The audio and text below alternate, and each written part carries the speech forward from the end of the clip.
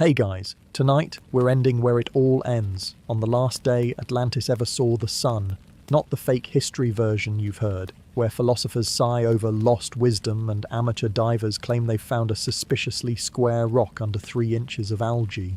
No, this is the part the poets wouldn't write down, the part where an entire city kept singing hymns while the ocean was already at the door. Forget crystal towers, spiral temples, and those self-important priests who thought sandalwood smoke could hold back a tide. We're talking about the final ritual, an ancient, stubborn ceremony the High Council insisted on performing even as the horizon started moving toward them like a wall of liquid glass.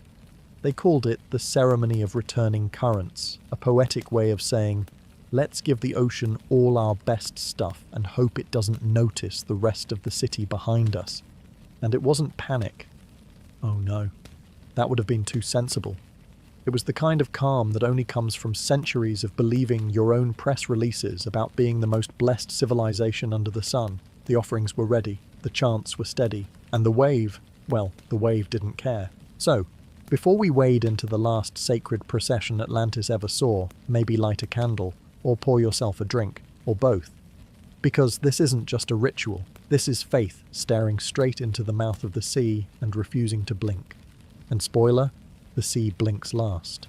You wake up in Atlantis on what will turn out to be its final morning, though no one seems particularly alarmed about it. The sky is doing its usual overdramatic sunrise thing, spilling gold and peach light across the horizon like a celestial painter with no sense of restraint. The ocean glitters, pretending to be innocent. You sit up on your woven kelp mat, blinking away the haze of dream incense. Because of course there's dream incense, always smouldering in a seashell dish beside the bed, turning your room into the world's least relaxing aromatherapy shop. The air is warm, sticky, and faintly metallic, which the elders swear is the breath of the gods, but you suspect is just low-level volcanic activity. Still, no one questions it. This is Atlantis after all, where every strange phenomenon is automatically considered sacred, and every minor inconvenience is called a spiritual lesson. You slide your feet onto the polished coral floor, cold and slick under your toes, and immediately regret it. Someone's been by already to scatter ceremonial salt across the threshold, part of the daily warding ritual. Theoretically, it keeps away bad spirits. Practically, it just makes the place feel like an unmonitored sauna. You shuffle toward the open doorway and are greeted by the muffled hum of morning prayers echoing across the canal. Every household, from the grand sea crystal palaces to the little sandstone shacks, participates. The sound is soft and hypnotic, like the city itself is still stretching in bed. On rooftops, robed figures stand perfectly still, faces tipped toward the rising sun, arms extended in the official pose of divine receptivity, palms up, elbows locked, like they're all waiting to be handed invisible trays. It's not that anyone particularly enjoys these dawn rituals. They're simply mandatory. The High Council insists they keep the cosmic currents aligned, though it's unclear what would happen if the currents got slightly crooked. Probably nothing. But in Atlantis, you don't skip morning devotion unless you want the neighborhood mystic showing up at your door later to scold you with interpretive hand gestures. So the city performs its sacred salute to the heavens while pretending not to notice how stiff their shoulders get. Some citizens, especially the older ones, use the stillness as an opportunity to nap discreetly while standing, a skill perfected over decades of ceremonial boredom. Today, however, there's an extra layer of solemnity in the air. Not because anyone knows the city will be swallowed by the sea before another moonrise, no one suspects that yet, but because the astrologers announced last night that the 7 celestial harps were trembling in disharmony. This, they assured everyone, was an ominous sign, though they didn't specify whether it was the kind that meant floods, plagues, or just a mildly disappointing harvest. In keeping with Atlantean tradition, people responded by doubling the length of the morning prayer. Nothing says cosmic crisis quite like asking the entire population to stand still for 40 additional minutes while staring at a rapidly intensifying sun. From your vantage point, you can see the temple spires catching the light like they're on fire. You know the high priest will emerge soon to lead the city in the first chant of the day. a melody that somehow manages to be both monotonous and impossibly high-pitched, like a flute having an argument with itself. The chant will echo off the limestone walls, bouncing through the canals until it reaches even the farthest fishing boats. The fishermen will join in, not out of piety, but because they know the priest can hear who doesn't. That's the thing about Atlantis. Every public act of devotion is also a public performance review. By the time the first chant swells to its final wobbly note, the city will be fully awake.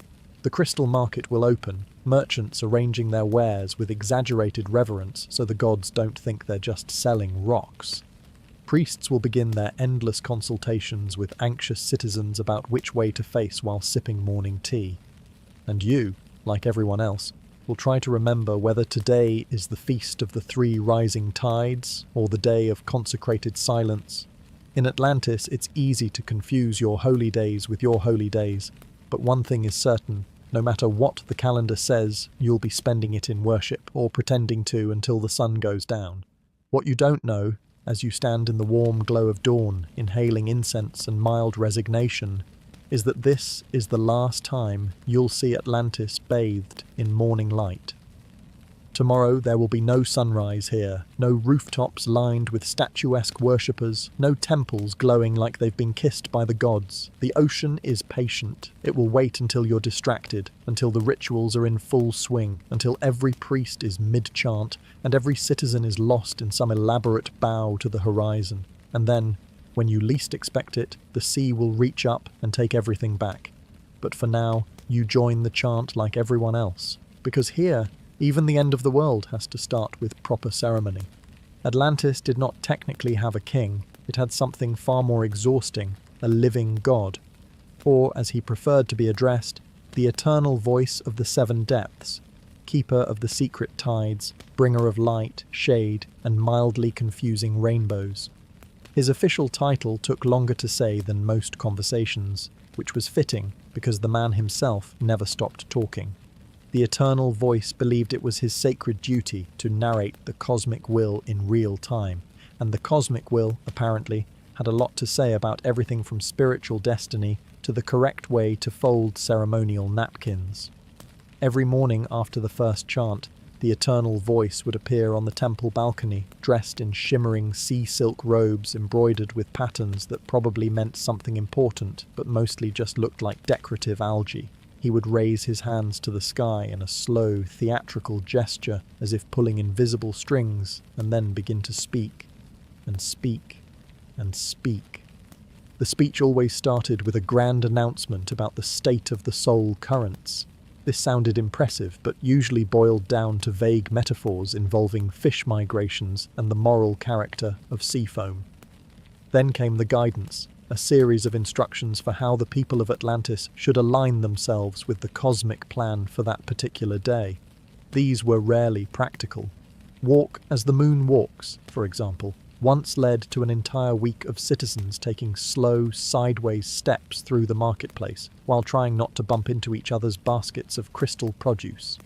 When he declared, "Speak in the rhythm of waves," conversations across the city became a drawn-out, lulling mess of rising and falling tones that drove foreign traders to the brink of madness. But no one dared ignore him. His words were considered divinely mandated, which meant they were also legally binding, at least until he changed his mind. The eternal voice had a particular fondness for digressions. He might begin a speech about the sacred importance of water purity, and then, without warning, wander into a detailed recollection of the dream he'd had about a glowing turtle who taught him the meaning of humility. From there, he'd seamlessly shift into commentary on the placement of seaweed garlands along the temple's north arch, then conclude with an impromptu moral fable about a starfish who refused to share its feelings. By the end of these verbal odysseys, no one was entirely sure what the original point had been, but everyone clapped anyway. Clapping was mandatory, and the High Council claimed it helped anchor divine vibrations. In truth, it simply woke up the crowd members who had nodded off during the 27th minute of turtle symbolism. Of course, there were rumours. Some whispered that the eternal voice enjoyed the sound of his own speech so much that he sometimes kept talking long after he'd run out of divine inspiration, just to see how long the people would endure it. Others suggested that his constant proclamations were a way to keep everyone distracted from the council's less inspiring activities, like raising the voluntary crystal tithe or quietly reallocating sacred lands for elite meditation resorts. Whatever his reasons, the effect was the same. By the time he finished, the morning was nearly gone, and the city was left scrambling to fit in its other rituals before sunset. The most tragic part? Many citizens genuinely believed they had missed some profound truth hidden deep in his labyrinth of metaphors. They would spend the rest of the day trying to decipher what "hold your spirit like a pearl that cannot swim" was supposed to mean, scribbling theories on seashell tablets and debating interpretations in hushed voices over weak kelp tea. Meanwhile, the eternal voice would retire to his private chambers, sip imported moon water, and prepare to do it all again tomorrow. Because in Atlantis, the divine was never silent, and unfortunately, neither was he. In Atlantis, crystals weren't just pretty decorations for the spiritually inclined. They were the architecture, the economy, the religion, and the public surveillance system all rolled into one. Every home had them, not because the owners wanted them, but because it was mandatory. The High Council had declared centuries ago that Atlantis must glow with the inner light of divine harmony, which sounded poetic until you realized it meant living in a city that looked like it had been designed by an overexcited gemstone merchant. Walls were built from shimmering sea quartz that refracted light into every corner, whether you wanted it or not. At sunrise, entire neighborhoods would blaze like crystal fire, making it impossible to sleep in unless you had the foresight and the courage to hang non-approved shadow cloths over your windows. The crystals were everywhere, embedded in floors, so your feet always felt slightly judged, dangling in doorways, so you had to duck every time you entered a room, even woven into ceremonial clothing, so your robe jingled softly with every step. This was not optional sparkle. This was state-enforced radiance. If your crystals were dull or improperly aligned, the neighborhood spiritual inspector would stop by unannounced with a level, a measuring string, and a disapproving smile. You would then be treated to a 30-minute lecture on energetic stagnation while they rearranged your entire living room in the name of cosmic flow. The worst part was the charging rituals. Atlantean law required that crystals be recharged under direct temple light at least once a week. This meant hauling armfuls of heavy, clinking stones up steep temple steps and arranging them on sacred slabs while the priests chanted in tones that managed to sound both bored and vaguely threatening. After the ritual, you were expected to carry the crystals back home, now brimming with renewed divine resonance, though they felt exactly the same, except for the added strain in your shoulders. Missing a charging session was considered a spiritual misdemeanor, punishable by a fine or worse, being assigned to community harmonization duty, which involved polishing the public crystal fountains until you could see your weary reflection in them. Naturally, the elite had it easier. The wealthier districts boasted personal crystal channels, streams of purified temple light piped directly into private homes, so the residents never had to leave their couches to meet their weekly glow quota. These same elites also seemed to have a knack for acquiring rare council-grade gemstones, supposedly infused with the blessings of all 7 depths. Ordinary citizens, meanwhile, made do with common coral quartz and told themselves it was just as spiritually effective. But the real oppression came from the unspoken rules. Crystals weren't just passive decor, they were status symbols, social indicators, and occasionally tools for polite humiliation. If you were invited to someone's home and their crystals outshone yours, you were expected to admire them, lavishly and without a hint of envy, before discreetly planning how to outdo them next temple cycle. Public events were worse. Whole festivals revolved around crystal displays, with entire families spending months crafting elaborate arrangements meant to impress the judges of the annual glow ceremony. It was said that the winner's aura shone brighter for an entire year, though in reality they just got a better seat at council banquets, and so life in Atlantis glittered relentlessly. It didn't matter if you believed in the vibrational purity of gemstones, or thought the whole thing was a luminous scam. You couldn't opt out. The city pulsed with crystal light day and night, a constant reminder that spirituality here was less about inner peace and more about maintaining the socially approved shimmer. In the end, you didn't live with crystals. You lived for them. And as the ocean quietly waited just beyond the city's radiant edge, every polished surface gleamed with the unspoken truth. Beauty in Atlantis was compulsory, and it was starting to feel like a burden. In Atlantis, meditation wasn't a personal hobby. It was a public endurance sport. The High Council called it the stillness, and they treated it as the highest proof of spiritual refinement. The idea was simple. Sit motionless in the designated temple garden until you either achieved enlightenment or forgot why you were there in the first place. The problem was that motionless in Atlantis meant exactly that. No scratching an itch, no adjusting your robe, no shifting because the coral bench had just introduced you to a new variety of lower back pain. The moment you moved, even slightly, a silent temple attendant would glide over and place a cool hand on your shoulder, the polite Atlantean equivalent of saying, "We saw that. Shame on you." Every citizen was expected to participate in the stillness at least twice a year, though the truly devout claimed to meditate for days at a time. The record, according to the council archives, was held by a fisherman named Dorath, who allegedly sat unmoving for 23 days straight. In truth, most people suspected Dorath had simply fallen asleep with his eyes open, but no one dared question it. The priests pointed to him as proof that true union with the currents was possible for anyone, even a man who smelled permanently of seaweed and fish guts. The official purpose of these extended meditations was to align one's inner tide with the pulse of the cosmos. What this meant in practical terms was sitting on a woven mat in the temple's windless courtyard while the sun baked your shoulders and time stopped making sense. Hours passed in a syrupy blur. Your mind wandered. You thought about whether you'd remembered to turn your home's incense burner off, whether your neighbour was still borrowing your ceremonial ladle without asking, whether enlightenment was supposed to feel like extreme boredom mixed with mild hunger. By the second day, if you lasted that long, your legs would have gone completely numb.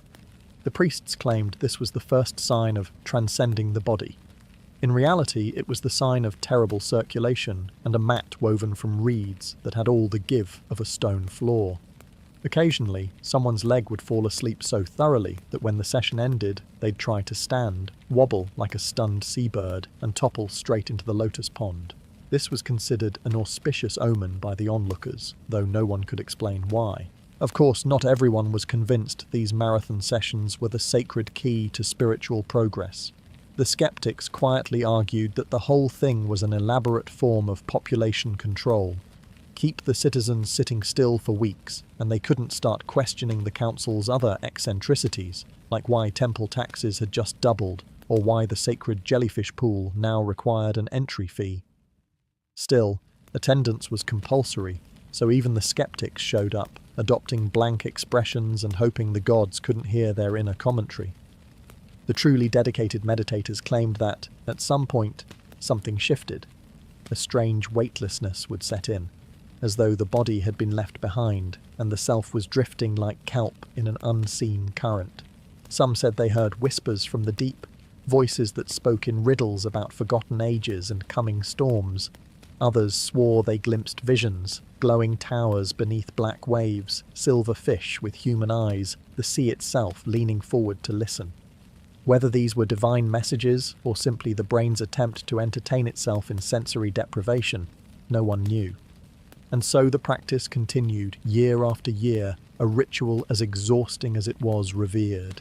Atlantis might have been a city of movement, water rushing through its canals, tides surging against its walls. But its highest act of devotion was to do nothing at all, for as long as humanly possible. In the end, meditation here wasn't just about finding peace. It was about proving you could outsit everyone else, even if the ocean itself was getting restless. In Atlantis, silence was never just silence.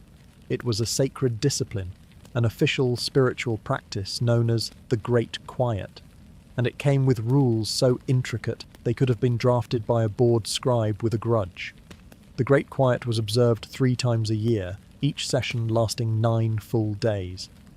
During this period, speaking aloud was forbidden within the city limits, unless you were chanting, reciting a blessing, or, curiously, complaining to a priest about how difficult it was to maintain the silence. The High Council swore that keeping speech locked away allowed the soul to listen to the deeper currents within, but anyone who had endured the ritual knew it mostly allowed the city to simmer in 9 days of pure, unspoken judgment. The rules extended far beyond simply keeping your mouth shut. Gestures were discouraged, facial expressions had to remain neutral, and even written messages were frowned upon since they were considered cheating the void. This meant that if you wanted to tell your neighbour their crystal lantern was about to fall into the canal, you had to find a way to convey it using only the vague language of slow blinks and subtle eyebrow tilts. Accidents were frequent. Lanterns fell. Boats drifted loose. Entire trays of ceremonial soup spilled onto ceremonial robes because the server wasn't allowed to yell "hot" across the dining hall.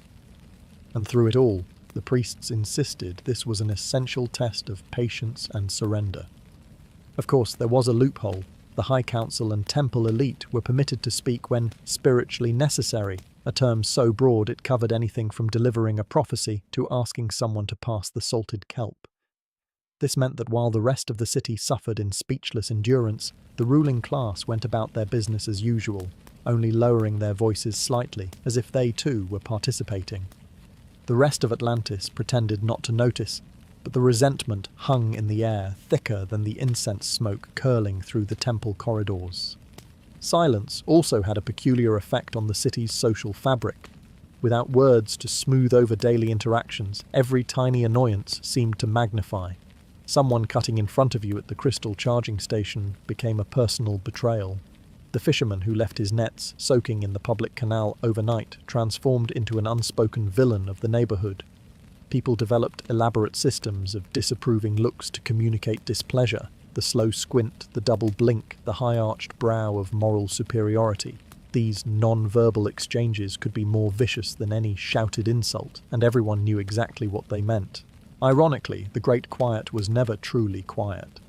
The city was filled with the sounds of sandals scraping over coral streets, robes brushing against door frames, crystal chimes jingling softly in the breeze. And then there were the coughs. So many coughs. Some seemed suspiciously well-timed, as if strategically deployed to express opinion without breaking the silence. A deep, pointed throat clearing could mean I saw you take 2 helpings of the sacred figs. A sharp, rapid cough might signal you're in my seat, and you know it. The priests, of course, insisted this was just coincidence. By the end of the 9th day, the city was a pressure cooker of pent-up commentary. When the final gong rang to release everyone from their vow of silence, the streets erupted in a strange kind of verbal chaos. Neighbours hurried to settle grudges, merchants loudly re-advertised goods as if they'd been holding their breath for a week, and friends chattered about every petty irritation they'd endured. It was a cathartic flood of words, made sweeter by the knowledge that no one would have to endure the Great Quiet again, at least until the next sacred season rolled around. In Atlantis, even spiritual peace came with a hint of passive aggression, and the ocean, patient as ever, kept listening.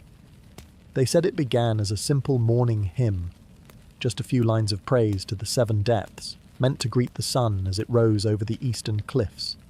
But somewhere along the way, it became longer.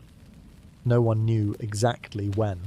Perhaps a high priest added an extra verse to commemorate a miraculous fish migration. Perhaps another decided the chorus needed repeating 3 more times, for emphasis. By the time you arrived in Atlantis, the chant had swollen into a sprawling vocal marathon that could last anywhere from 6 hours to, in extreme ceremonial cases, an entire day. They called it the Wave of Voices, but most people quietly called it the chant that never ended. It began gently enough, a low hum from the temple steps, soft as the sigh of water on sand, rising slowly as hundreds of voices joined in. The first half hour was always the most bearable. You could close your eyes and imagine the city was breathing with you, every note rising and falling like the tide. But then came the middle section, a series of winding, repetitive phrases that tested the patience of even the most devout. The melody didn't so much progress as circle endlessly, like a boat caught in a current that refused to carry it anywhere. By the third hour, your lips felt numb, your jaw ached, your throat was raw from shaping the same vowel over and over again. People developed survival strategies. Some let their voices drop to a whisper so soft it barely counted as participation. Others faked the mouth movements entirely, confident that no one could tell in a crowd this size. But there were always those infuriating few who sang louder and longer than everyone else, their devotion weaponized into a kind of spiritual one-upmanship. The priests encouraged this. The louder your chant, the purer your spirit, they said, which only ensured that the loudest people were also the most smug. There was no set ending. The high priests decided when the chant was complete, though it was widely suspected they used the moment as leverage, keeping the city singing until the audience reached peak exhaustion and spiritual compliance. Once, during the festival of the sun's second reflection, the chant went on so long that the market had to close for the day. Merchants grumbled into their incense scarves while pretending to keep the rhythm. Fishermen missed the morning tide entirely, but when the priest finally raised his hand to end it, the crowd cheered as if the gods themselves had granted mercy. Not that the silence after was peaceful. The song lingered in your head for hours, looping without permission. It was impossible to shake, a haunting earworm of devotion. You could be gutting a fish, hauling water, or trying to nap, and still hear the endless rise and fall of the refrain. Even children hummed it in their sleep. It was said that the truest measure of faith was not how loudly you could sing, but how well you could live with the song echoing in your mind long after the temple steps had fallen silent. And yet, the people kept showing up. Year after year, they returned to the temple steps, ready to open their mouths and surrender to the current of voices. Perhaps it was habit.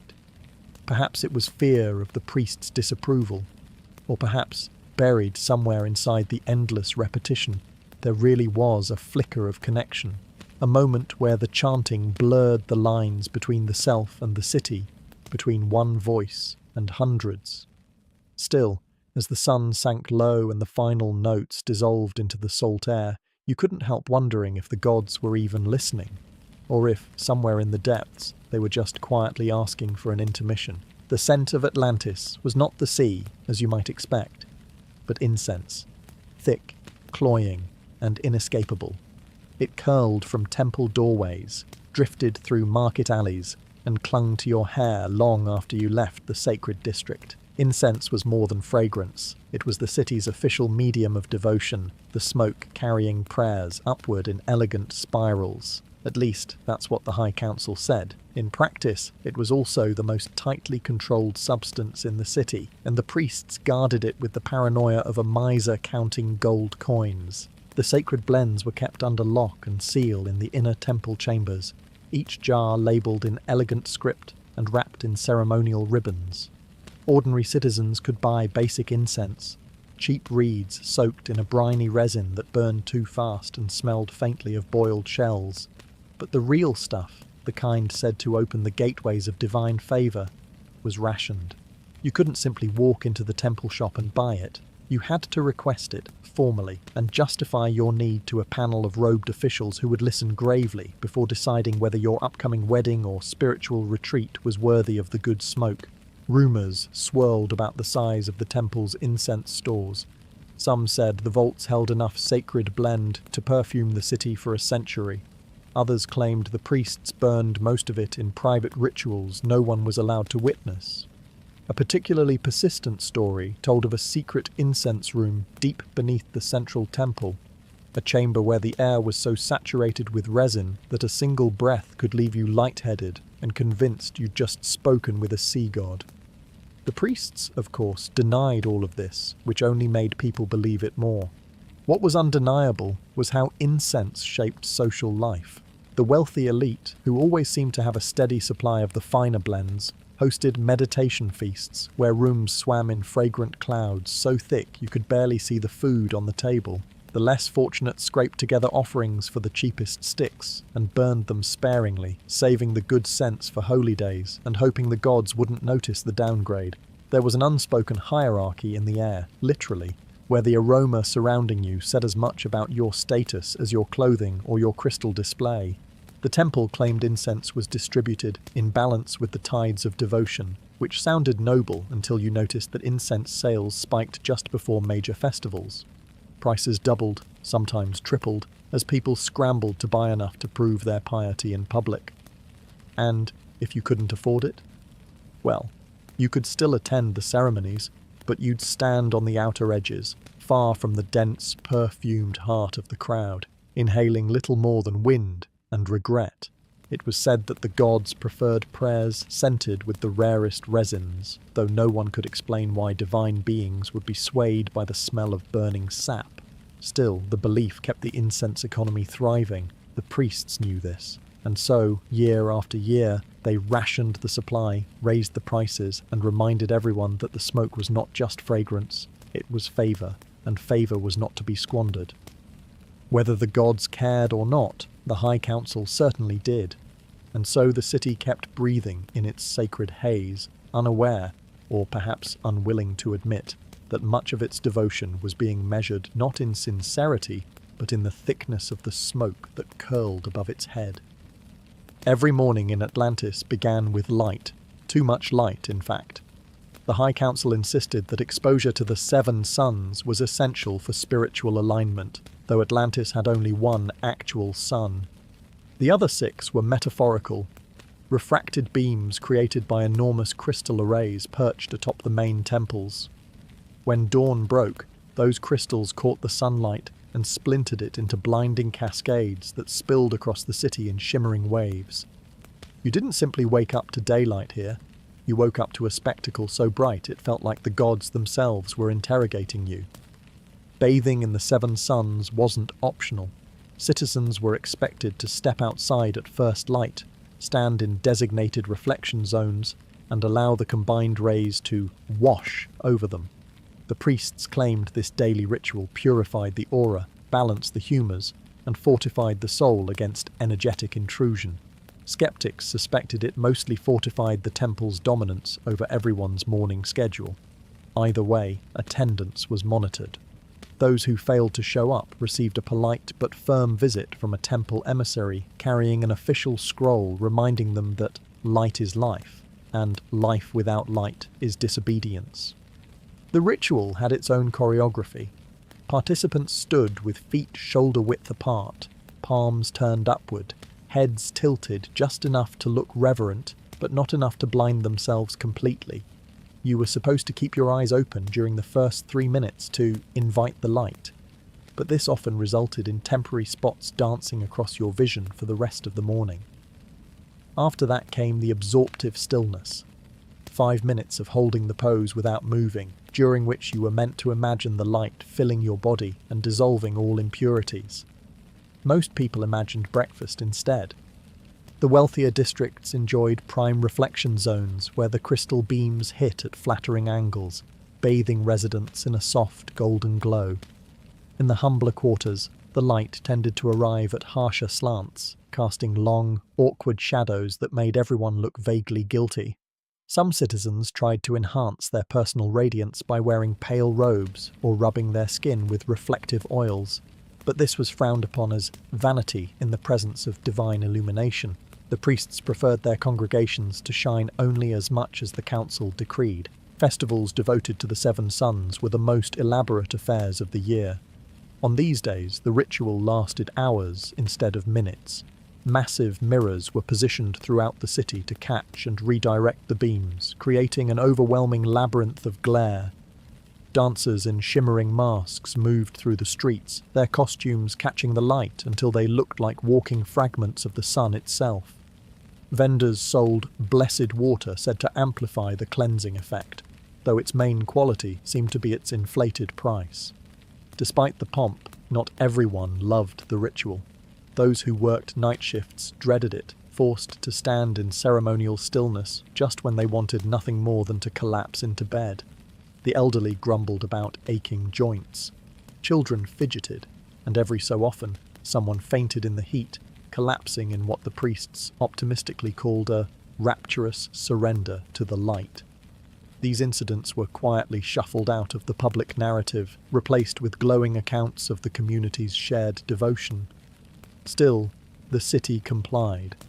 They bathed in their beams, eyes watering, robes warming under the morning blaze, waiting for the high priest to finally announce the ritual complete. And as the light faded from unbearable to merely insistent, the people dispersed into their daily routines, convinced, if only because they'd been told so, that they had been cleansed. Whether the seven suns truly purified the soul or simply bleached the city into submission was a question no one asked aloud. Once a year, the canals of Atlantis shimmered not just with sunlight, but with the overblown ceremony of the festival of pretending to float. Officially, it was meant to honor the sacred buoyancy granted by the gods, a metaphor for spiritual resilience. Unofficially, it was an elaborate public performance in which the entire city politely ignored the fact that most Atlanteans couldn't swim. The festival's origins were murky. Some claimed it dated back to a legendary voyage where the founding priests crossed the bay without sinking, though suspiciously, the story never mentioned how many priests started the journey versus how many finished it. Others believed it began as a trading ritual designed to reassure visiting merchants that Atlantis was, in fact, comfortable with water. Whatever the truth, it had evolved into a spectacle where faith and theatrical skill outweighed actual buoyancy. The day began with a grand procession through the canal district. Participants wore ceremonial flotation sashes, strips of embroidered kelp dyed in oceanic blues and greens, tied diagonally across the chest. At the waterfront, the high priest delivered a rousing speech about trusting the currents and letting go of the illusion of gravity, conveniently glossing over the part where letting go of gravity generally ended with people at the bottom of the canal. Then came the main event, the sacred drift. The sacred drift was simple in theory. Participants waded into the shallows, lay back, and floated serenely for as long as possible. The goal was to appear utterly relaxed, eyes closed, face tilted toward the sun, as though suspended in some divine embrace. The problem was that saltwater canals, unlike peaceful inland ponds, have tides, currents, and the occasional intrusive fish. Those who knew how to swim could manage a passable impression of effortless stillness. The rest relied on hidden supports, tied bundles of reeds tucked under ceremonial robes, discreet ropes attached to dock posts, or strategically positioned friends holding them up just out of view. The priests never acknowledged these aids, choosing instead to praise the unwavering faith of even the most visibly struggling participants. Spectators lined the canals, applauding the most convincing drifters and politely averting their eyes when someone's head dipped under for a moment too long. Children laughed and pointed at the few daring souls who attempted decorative floating, twirling in slow circles or striking elaborate poses. One year, a particularly ambitious baker floated while balancing a tray of sweet kelp buns on his chest, an act that earned him both a standing ovation and, later, a temple reprimand for commercializing the sacred waters. The festival reached its peak with the Unity Float, when everyone still in the water joined hands in a long, swaying chain. From the bridges above, it was a stirring sight. Hundreds of robed figures drifting together, their bodies forming an unbroken ribbon across the canal. From the waterline, however, you could see the strain in people's faces, the subtle kicks to stay afloat, the desperate clinging to the nearest solid handhold. Yet no one dared break formation early. The Unity Float was as much a test of stubbornness as of faith. When the high priest finally signaled the end, the participants waded ashore, dripping and smiling, as though they had just returned from a journey across the stars rather than 20 minutes of nerve-wracking water treading. The crowd cheered. The musicians played the festival's buoyant anthem, and vendors sold cups of sacred drift tea to restore balance to the body. Essentially warm seawater with a sprig of mint. By nightfall, the canals were quiet again, the only sign of the day's pageantry, a scattering of kelp sashes left behind on the docks. And as the city returned to its routines, everyone agreed the festival of pretending to float had been once again a great success, never mind how much of it had been staged. In Atlantis, the appearance of floating was just as holy as the act itself. The oracles of Atlantis were supposed to be vessels of divine truth, mystics who gazed into the hidden depths and spoke only what the gods revealed. In theory, their pronouncements rose above human squabbles. In practice, they were as susceptible to pettiness as anyone else, and when divine authority meets personal grievance, the results can be creative. An oracle's day began in the incense-thick chamber of visions, a round room lined with opalescent shells and hung with shimmering sea-silk banners. Here, kneeling before their sacred pools, they would slip into trance, waiting for the gods to whisper. The public saw them as serene, otherworldly figures. What the public didn't see was how easily those whispers seemed to align with the oracle's own personal grudges. If the baker had overcharged them for a ceremonial loaf, the gods might suddenly declare that wheat from that particular bakery was out of alignment with the cosmic grain. If a neighbour's crystal display was brighter than theirs, a new prophecy might emerge warning that excessive home illumination risks attracting jealous spirits. These pronouncements were delivered with the gravity of fate itself, written down by temple scribes, and shared at the weekly gathering so everyone could act accordingly. And in Atlantis, once a prophecy was spoken, it was law. Some disputes escalated into prophecy duels. One oracle would declare that a certain day was auspicious for marriage.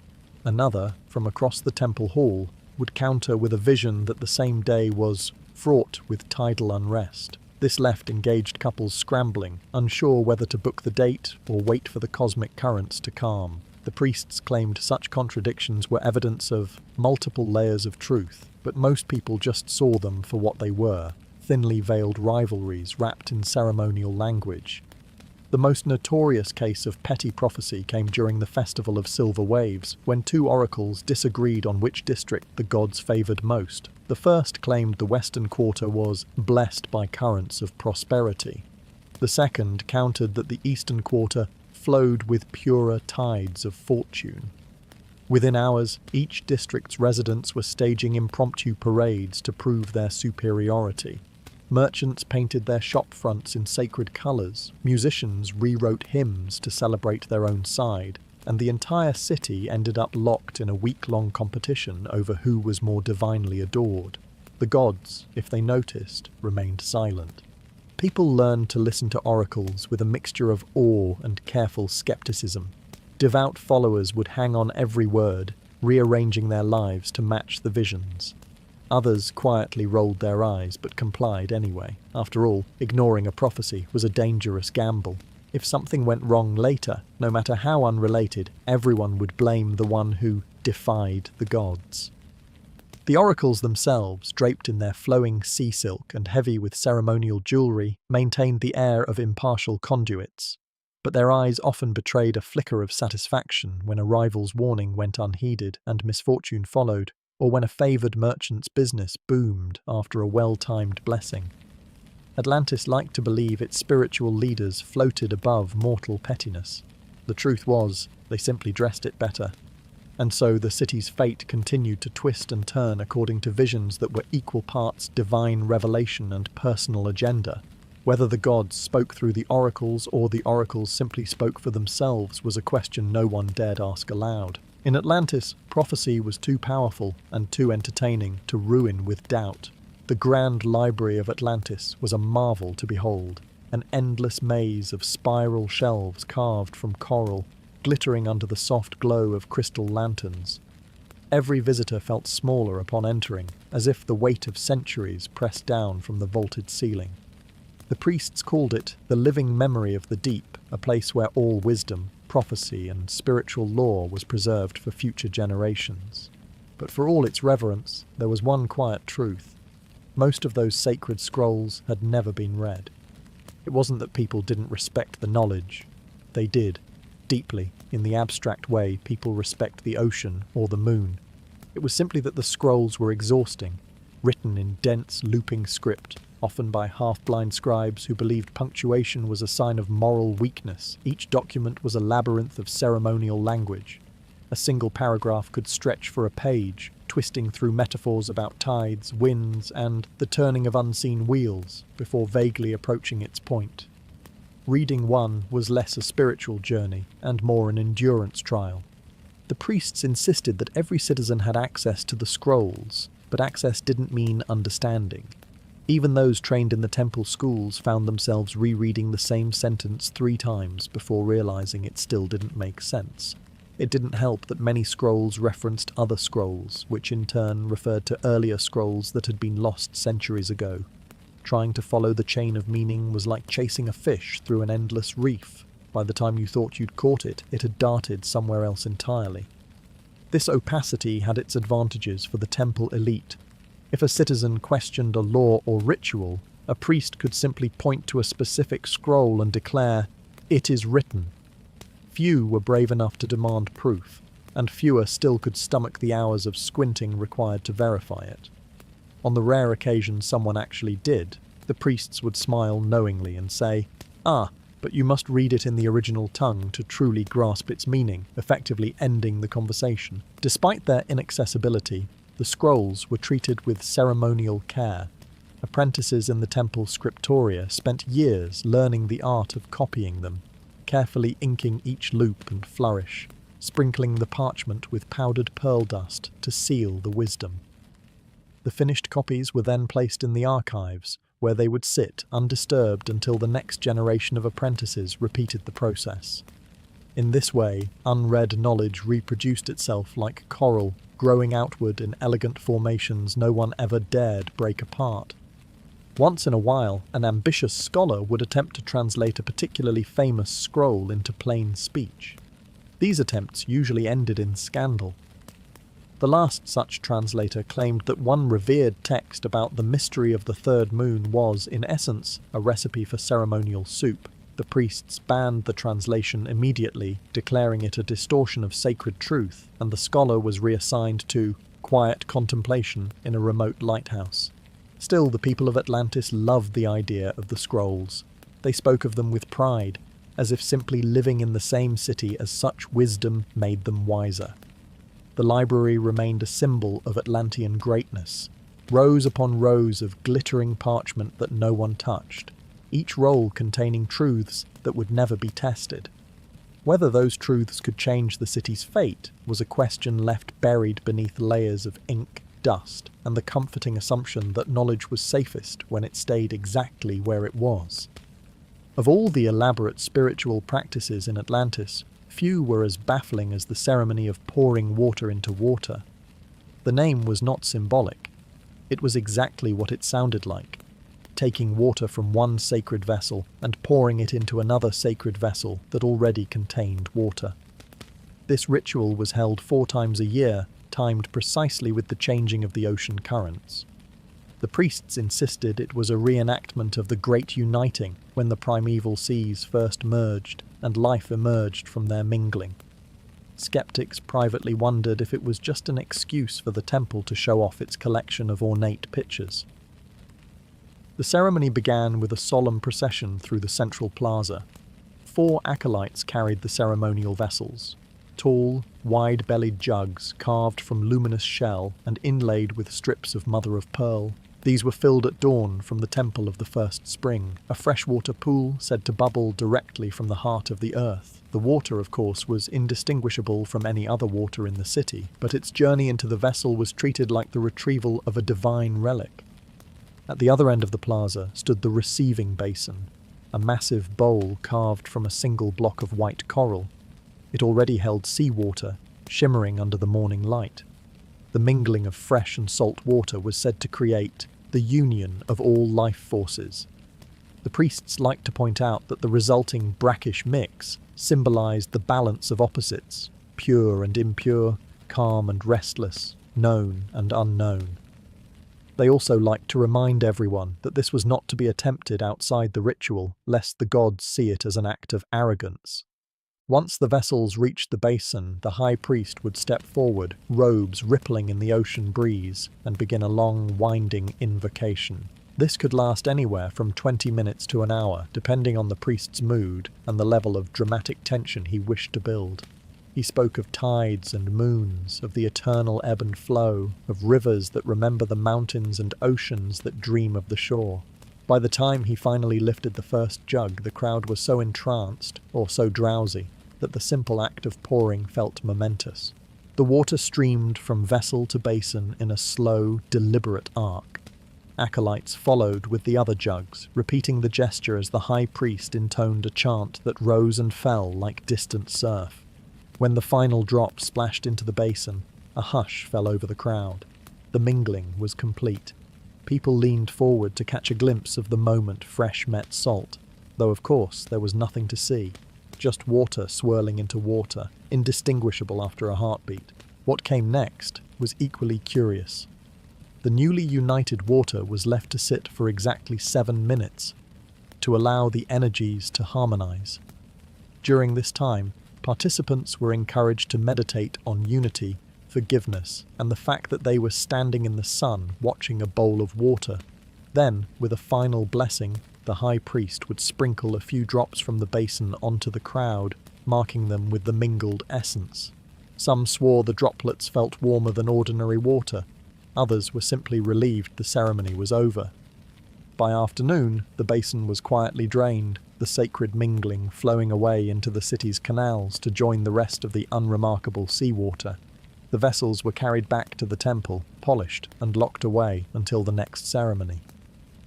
Whether the ritual truly balanced cosmic forces, or was simply an elaborate reminder that water is in fact still water, was a mystery left unexamined. In Atlantis, the act was its own meaning, and repetition was devotion. The moon priestess of Atlantis was a figure wrapped in silver silk and mystery, her presence as cool and untouchable as moonlight on water. She spoke rarely, but when she did, her words became law for anyone seeking her blessing. In theory, her role was to guide the city's spiritual alignment with the lunar cycles. In practice, she issued an endless stream of rules that seemed specifically designed to make life more complicated. Her proclamations were delivered at night from the high balcony of the lunar temple, a gleaming white structure perched at the edge of the eastern cliffs. Citizens would gather below, the moonlight bathing them in pale glow, as the priestess, flanked by acolytes holding silver lanterns, unrolled her scroll. The rules might begin innocently enough. "Do not speak when the moon is directly overhead," she might declare, or "eat only food that reflects the moonlight." But before long, the instructions spiraled into the surreal. One season, she forbade anyone from wearing shoes on nights when the moon's reflection was visible in moving water. Another time, she demanded that all drinking vessels be round for an entire lunar month because square cups confused the tides of the soul. Compliance was not optional.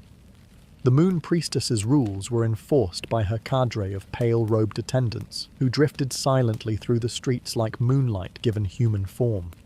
They carried no weapons, but their stern gazes and uncanny ability to appear exactly when you were about to break a rule kept most people in line. Being caught in violation meant being summoned to the temple for a purification, which involved long hours of silent kneeling, fragrant smoke, and a lecture about respecting the lunar pathways. Some citizens tried to anticipate her decrees, rearranging their habits and possessions just in case.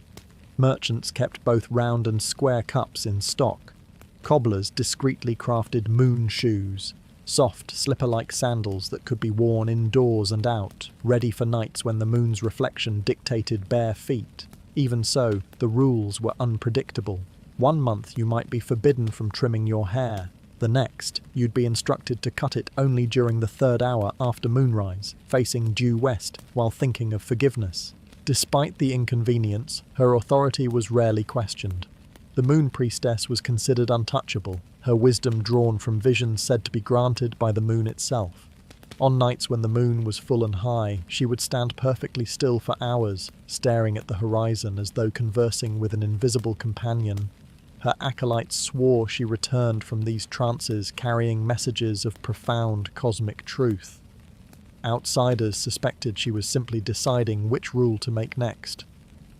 The most bewildering of her edicts came during the season of high tides, when she commanded that no one sleep in a bed unless it had been blessed under moonlight. This created chaos in the city. People dragged mattresses into courtyards and onto rooftops, sleeping under the open sky to comply. The wealthier citizens hired attendants to carry their bedding to the temple courtyard for official blessings. Street after street transformed into an impromptu festival of sleepless, moon-bathed bodies. The moon priestess declared it the most spiritually harmonious season in living memory. The rest of the city declared it exhausting. Still, even the most frustrated citizens admitted there was something mesmerizing about her presence. Whether she was truly channeling lunar wisdom or simply weaving an elaborate net of control, her pale figure on the temple balcony always drew the city's eyes upward. The moon shone regardless, silent and indifferent, but in Atlantis, its light always seemed to pass through her first. The Atlantean approach to fasting was not the mild, once-in-a-while sort you might imagine. It was a full-bodied commitment to deprivation, elevated to an art form, enforced by the High Council with the same solemnity as a royal decree. Officially, fasting was meant to purify the body, quiet the mind, and prepare the soul for receiving divine wisdom. Unofficially, it was a test to see just how far a person could be pushed before they started hallucinating sea spirits in the corner of the room. Fasting seasons were scheduled according to the sacred calendar, often aligning with celestial events. Some lasted a day or two, others stretched into weeks, each day lengthening into an exercise in endurance. Food was forbidden from sunrise to sunset, though the truly devout, or the particularly competitive, would forgo it entirely until the ritual period was over. The temple distributed a special cleansing water to sustain participants, a slightly salty infusion of herbs and minerals, supposedly designed to nourish the spirit while leaving the body untouched by earthly indulgence. It tasted exactly like seawater pretending to be tea. On the first day, most people approached the fast with determination. They woke early, performed their morning devotions, and told themselves the hunger was simply the soul-clearing space for enlightenment. By the second day, the city moved more slowly. Conversations lagged, merchants leaned heavily on their stalls, and temple workers stared into the middle distance while chanting, as if the words themselves weighed too much to carry. By the third day, politeness frayed. Neighbours snapped at each other over minor inconveniences. Small disagreements in the marketplace felt like major betrayals. The priests called this the unveiling of the unpurified self, a sign that the fasting was working. They assured everyone that irritability was simply the shadow of the ego, peeling away before true transformation. In private, people muttered that it was more likely the shadow of wanting bread. Yet they carried on, because breaking the fast was a public humiliation. Those who caved early were summoned to the temple for restorative contemplation, a gentle-sounding phrase that meant hours of kneeling while a senior priest recited long passages about willpower. By the end of a long fast, reality itself began to take on a strange softness. People swore they could feel the currents of the ocean inside their veins. Some claimed to see shimmering patterns in the air, messages from the gods written in light. Others simply forgot what they were talking about mid-sentence. The phrase, "fasting until you forgot your name," was not just poetic exaggeration, it was a common occurrence. Festivals often followed the longest fasts, a burst of feasting and music meant to celebrate the city's collective discipline. On these days, the plazas filled with the scent of roasted fish, baked kelp breads, and spiced sea vegetables. People ate with the fervour of the newly reborn, laughing too loudly, dancing too wildly, as if afraid they might be asked to stop eating again without warning. The priests watched, serene and satisfied, declaring that the people's joy was proof of the fast's success. Whether the practice truly opened the soul to divine insight was impossible to prove. What could be proven was that Atlantis became quieter, slower, and oddly dreamlike during these seasons, the city swaying on the thin line between piety and delirium. Hunger was transformed into holiness, emptiness into devotion, and when it was finally over, everyone returned to their lives with a renewed appreciation for the simple miracle of a full stomach. It began, as many odd events in Atlantis did, with a rumour. A fisherman swore he had seen something strange while pulling his nets at dawn, a shimmer in the sky above the temple, shaped like a spiral shell and glowing faintly blue. By the time he told 3 people, the story had already grown teeth. Within an hour, it was not just a shell, but a spiraling doorway to the realm of the gods. By midday, the spiral had supposedly opened long enough for a divine figure to step through, wave politely, and vanish. No one could agree on what the figure looked like, but everyone agreed it was definitely there. The High Council wasted no time declaring the phenomenon a luminous blessing, a sacred sign meant to guide the city. A public gathering was announced for that very evening so that the citizens could collectively witness the ongoing miracle. The problem was that by evening, the spiral was nowhere to be seen. The sky was perfectly ordinary, pale blue fading into gold at the edges, a scattering of clouds drifting lazily overhead. But the crowd gathered anyway, filling the temple plaza with expectant silence. The high priest stood on the great steps, his silver robes catching the last of the light. He raised his hands toward the heavens, his gaze fixed somewhere far above the crowd. "Do you see it?" he asked, voice ringing with conviction. The question hung in the air. A few hesitant nods appeared, then a handful more, and then, as though swept by a shared current, the entire crowd began nodding. Yes, they saw it. Absolutely. Clearly, even those who had arrived muttering about fishermen's tales were now staring upward with brows furrowed, lips parted, expressions arranged into awestruck devotion. Some pointed vaguely, as if tracking an invisible movement. Others whispered to their neighbours about how bright it was, how the edges seemed to shimmer. A group of temple acolytes even fell to their knees, hands pressed to their chests, tears sliding down their cheeks. Watching them, you could almost believe something extraordinary was happening. Almost. But there was nothing in the sky except a slowly darkening blue, the first stars beginning to prick through. Why did everyone play along? Perhaps it was fear of being the only one who didn't see the god's message. In Atlantis, doubt could be mistaken for disrespect, and disrespect had consequences. Perhaps it was the subtle pull of wanting to belong, to be part of the moment everyone else seemed to share. Or perhaps it was simply easier to nod than to question. In that way, the miracle became real. Not because it happened, but because enough people agreed it had.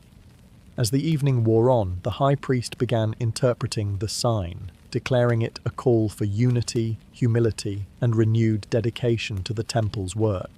Each statement was met with murmurs of approval, the crowd buoyed by the shared fiction. Before dispersing, citizens pressed small offerings into the temple's donation chests, thanking the gods for showing themselves.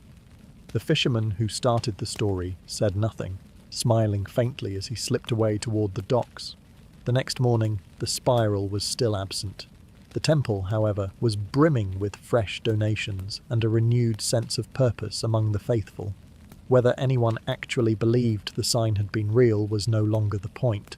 Atlantis had agreed together to see something that wasn't there, and in a city where belief was as binding as law, that agreement was enough to make it true. At the edge of Atlantis, beyond the last row of crystal-fronted houses, lay the Garden of Eternal Waiting. From a distance, it looked like any other temple garden, a carefully tended expanse of smooth stone paths winding through pale green shrubs, shallow pools reflecting the sky, and carefully placed sculptures of dolphins and moon shells. But no one went there to admire the view. The garden's purpose was in its name. It was where people went to wait, often without knowing exactly what they were waiting for. The priests claimed the garden was a sacred place where the flow of time slowed enough for the gods to speak more clearly. To enter was to surrender your urgency, your impatience, your need for resolution. Here, you learned to exist in the pause. Pilgrims came from across the city to sit on its stone benches or kneel beside its pools, gazing into the rippling water for hours at a time. Some said they could feel answers forming just beyond the edge of awareness, as though the gods were gathering their thoughts before replying. Others simply felt their legs go numb. No clocks were allowed inside. The sun and the shifting shadows of the temple walls were the only measures of passing hours.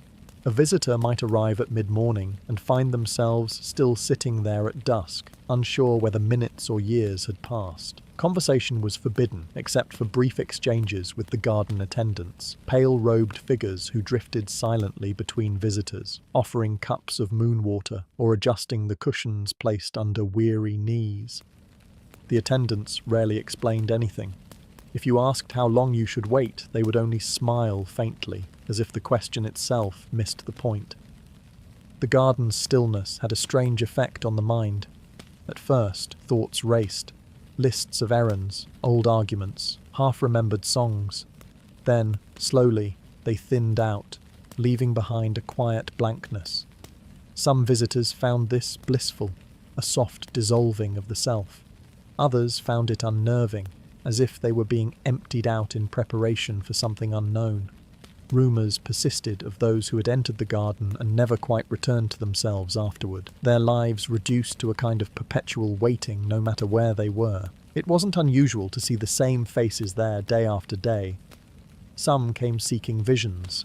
Others were waiting for a sign to make a decision. A marriage proposal, a business venture, the selling of a family boat. And then there were the ones who simply seemed unable to leave, caught in the gravity of the place. They sat in the same spot for weeks, fed and cared for by the attendants, their eyes fixed on nothing in particular. The priests spoke of them with reverence, calling them the truly surrendered.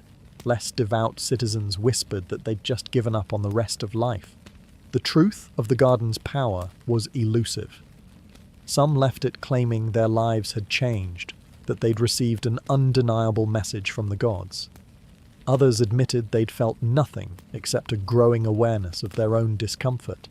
But either way, the act of waiting took on its own meaning. In Atlantis, where every day was crammed with rituals and rules, the garden offered a rare space where you didn't have to do anything except remain. By nightfall, the garden emptied, save for the attendants and the few who chose to sleep there under the open sky. The city's lights glittered in the distance, but here time stretched quiet and unbroken. The waiting would continue tomorrow, and the day after, as it always had. Whether the gods were listening was uncertain, but for those who came, the silence itself was enough to keep them there. Every spiritual order in Atlantis had its own initiation rite, but none were as infamous as the endless staircase. It wasn't officially endless, of course. Someone had counted once and found exactly 777 steps, but it was long enough to make you question every decision that had brought you to this moment. The staircase rose from the base of the Temple of the High Currents and spiraled up the cliffside, each turn revealing yet another stretch of smooth white steps disappearing into the sky. From the bottom, you could barely see the top through the mist, which the priests swore was the breath of the gods, but felt suspiciously like ordinary sea fog. The initiation was reserved for those who wished to become full members of the temple order. It was said to be a test of devotion, humility, and vertical endurance. Participants were instructed to climb barefoot, carrying a small stone from their home as a symbolic offering. The stone didn't seem like much at first, until it became a weight you resented with every aching step. The rules forbade speaking, leaning on the rail, or turning around to see how far you'd come. The idea was to move forward in silent faith, without looking back. The reality was an unspoken competition to see who could make it without gasping loud enough for the priests to hear. Every 20 steps or so, there was a small platform where an attendant waited to sprinkle blessing water onto your forehead. The droplets were cool and refreshing at first, but by the 4th or 5th stop, they were mostly a reminder of how much farther you still had to climb. The attendants smiled serenely, as if unaffected by the wind tugging at their robes or the sheer absurdity of standing halfway up a cliff all day. Some initiates suspected they took quiet pleasure in watching newcomers stagger past, clutching their symbolic stones like burdens they'd foolishly chosen to bear. The final stretch was the hardest. The steps grew steeper, the mist thicker, and your legs began to feel like they belonged to someone else entirely. The sound of the sea below faded into a dull roar, replaced by the pounding of your own heartbeat in your ears. Just when you were certain the stairs might, in fact, go on forever, the mist broke and the temple's upper terrace appeared. blindingly white against the blue of the sky. There, the high priest stood waiting, framed by two enormous crystal pillars that caught the sunlight and threw it in sharp, dazzling beams across the landing. Reaching the top was not the end. You still had to place your stone into the offering basin, a shallow bowl carved from moonstone. Each stone clinked softly against the others, a sound that was both satisfying and strangely humbling. The priests claimed the basin grew heavier with each initiation, holding the accumulated weight of generations' devotion. Some joked that it was simply a pile of rocks the temple didn't know what else to do with. Either way, once your stone was placed, you were embraced by the high priest and declared a full initiate. From above, the staircase looked less like a trial and more like an elegant ribbon curling down the cliff. But the journey upward stayed with you. Every step, every ache, every breath pulled from the salt-heavy air. Whether the gods cared that you'd climbed it was anyone's guess. Still, for those who reached the top, the staircase became a private legend, proof that they had endured the ascent without turning back. In Atlantis, that was almost as good as a blessing.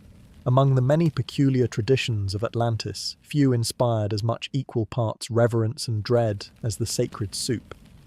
It was served only during major temple feasts, ladled out from great bronze cauldrons that had simmered for days in the temple kitchens. The priests described it as a broth infused with the ocean's memory, a poetic way of saying no one quite knew what was in it, only that it was said to contain the blessings of all 7 depths. Consuming it was considered a sacred duty, a way to bind oneself to the city's spiritual heart. Refusing a bowl was unthinkable. Finishing one, however, was a trial.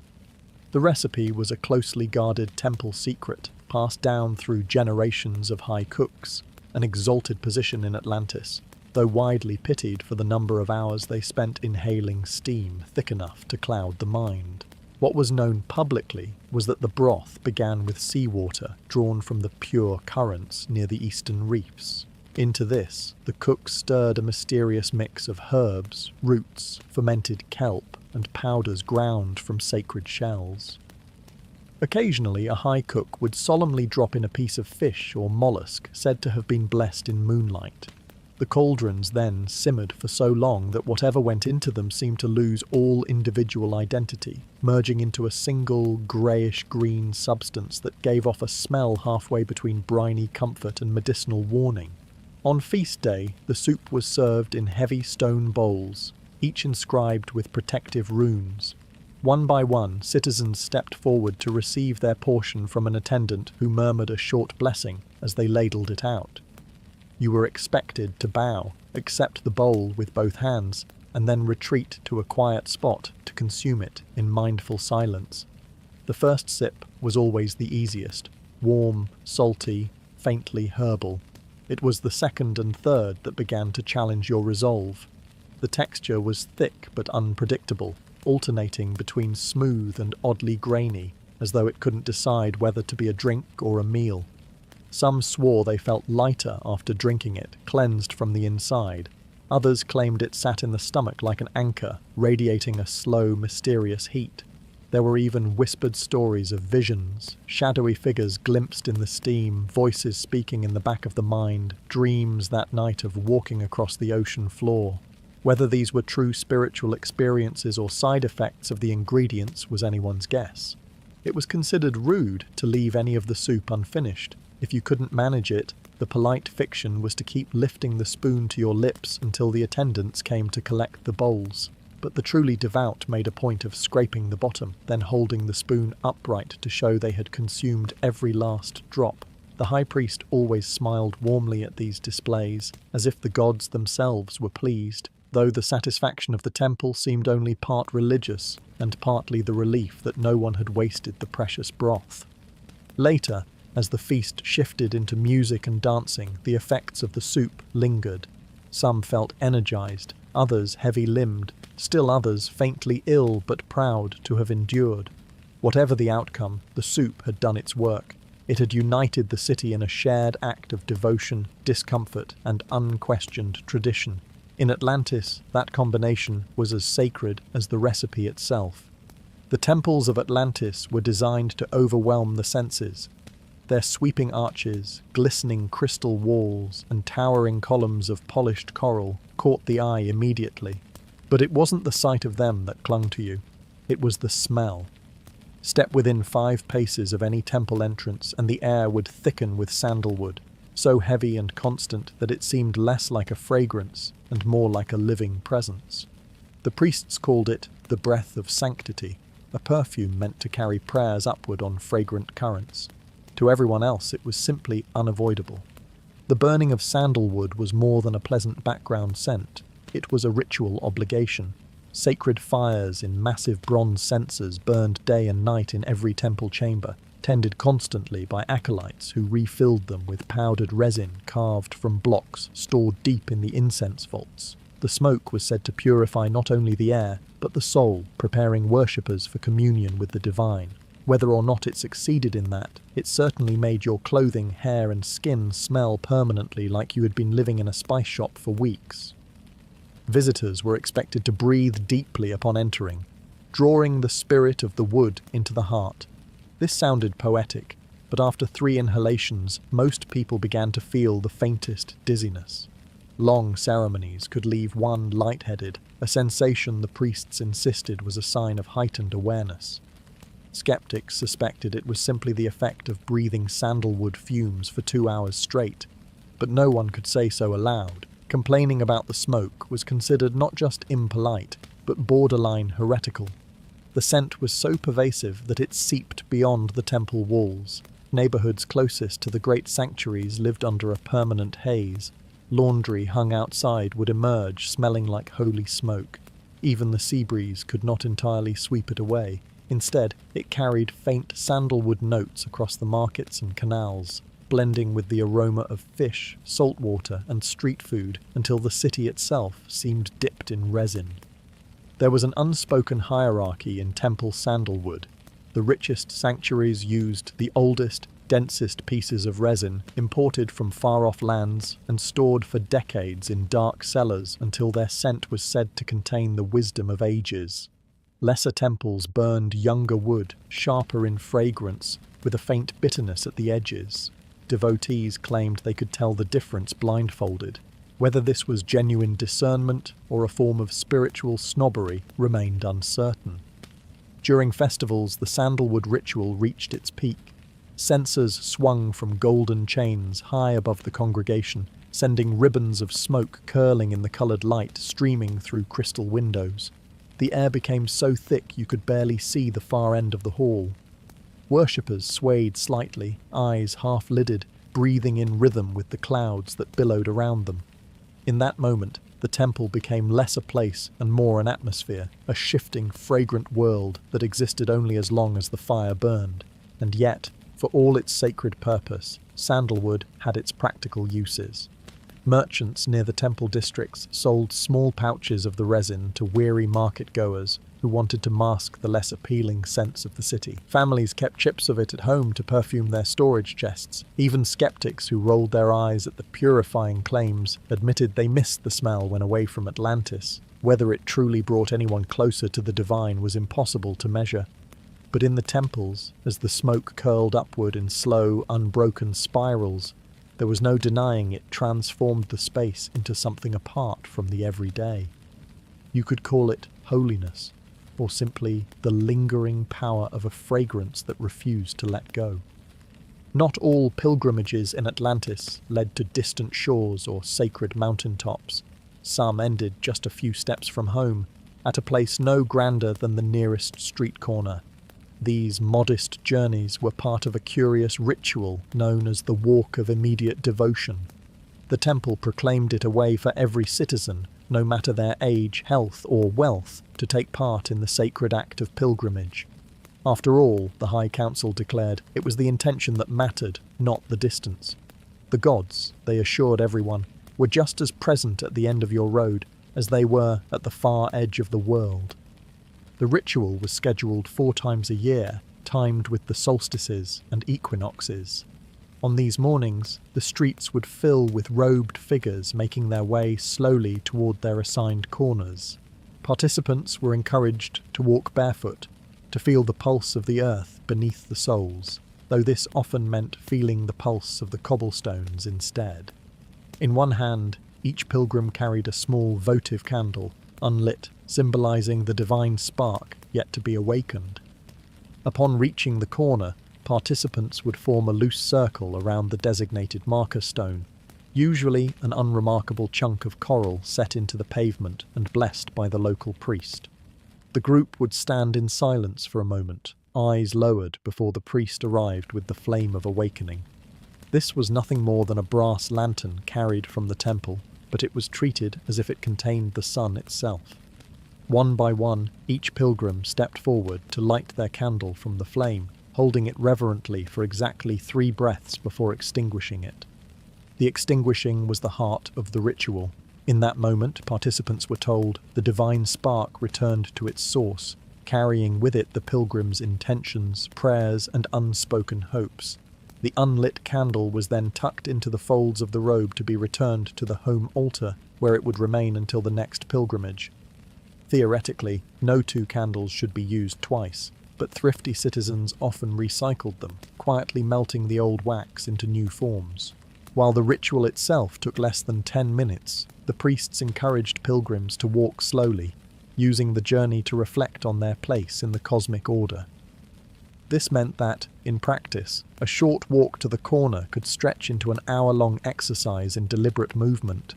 Observers would see whole streets filled with silent figures inching along like a slow tide, their faces arranged in pious stillness, ignoring the impatient cart drivers trying to get past. Critics joked that the ritual was piety for the geographically challenged, but even they admitted it had a certain charm. It stripped away the grandeur of long journeys and reminded people that devotion could be found in the smallest of acts. Besides, not everyone had the time or means to trek to the far-flung shrines along the coast.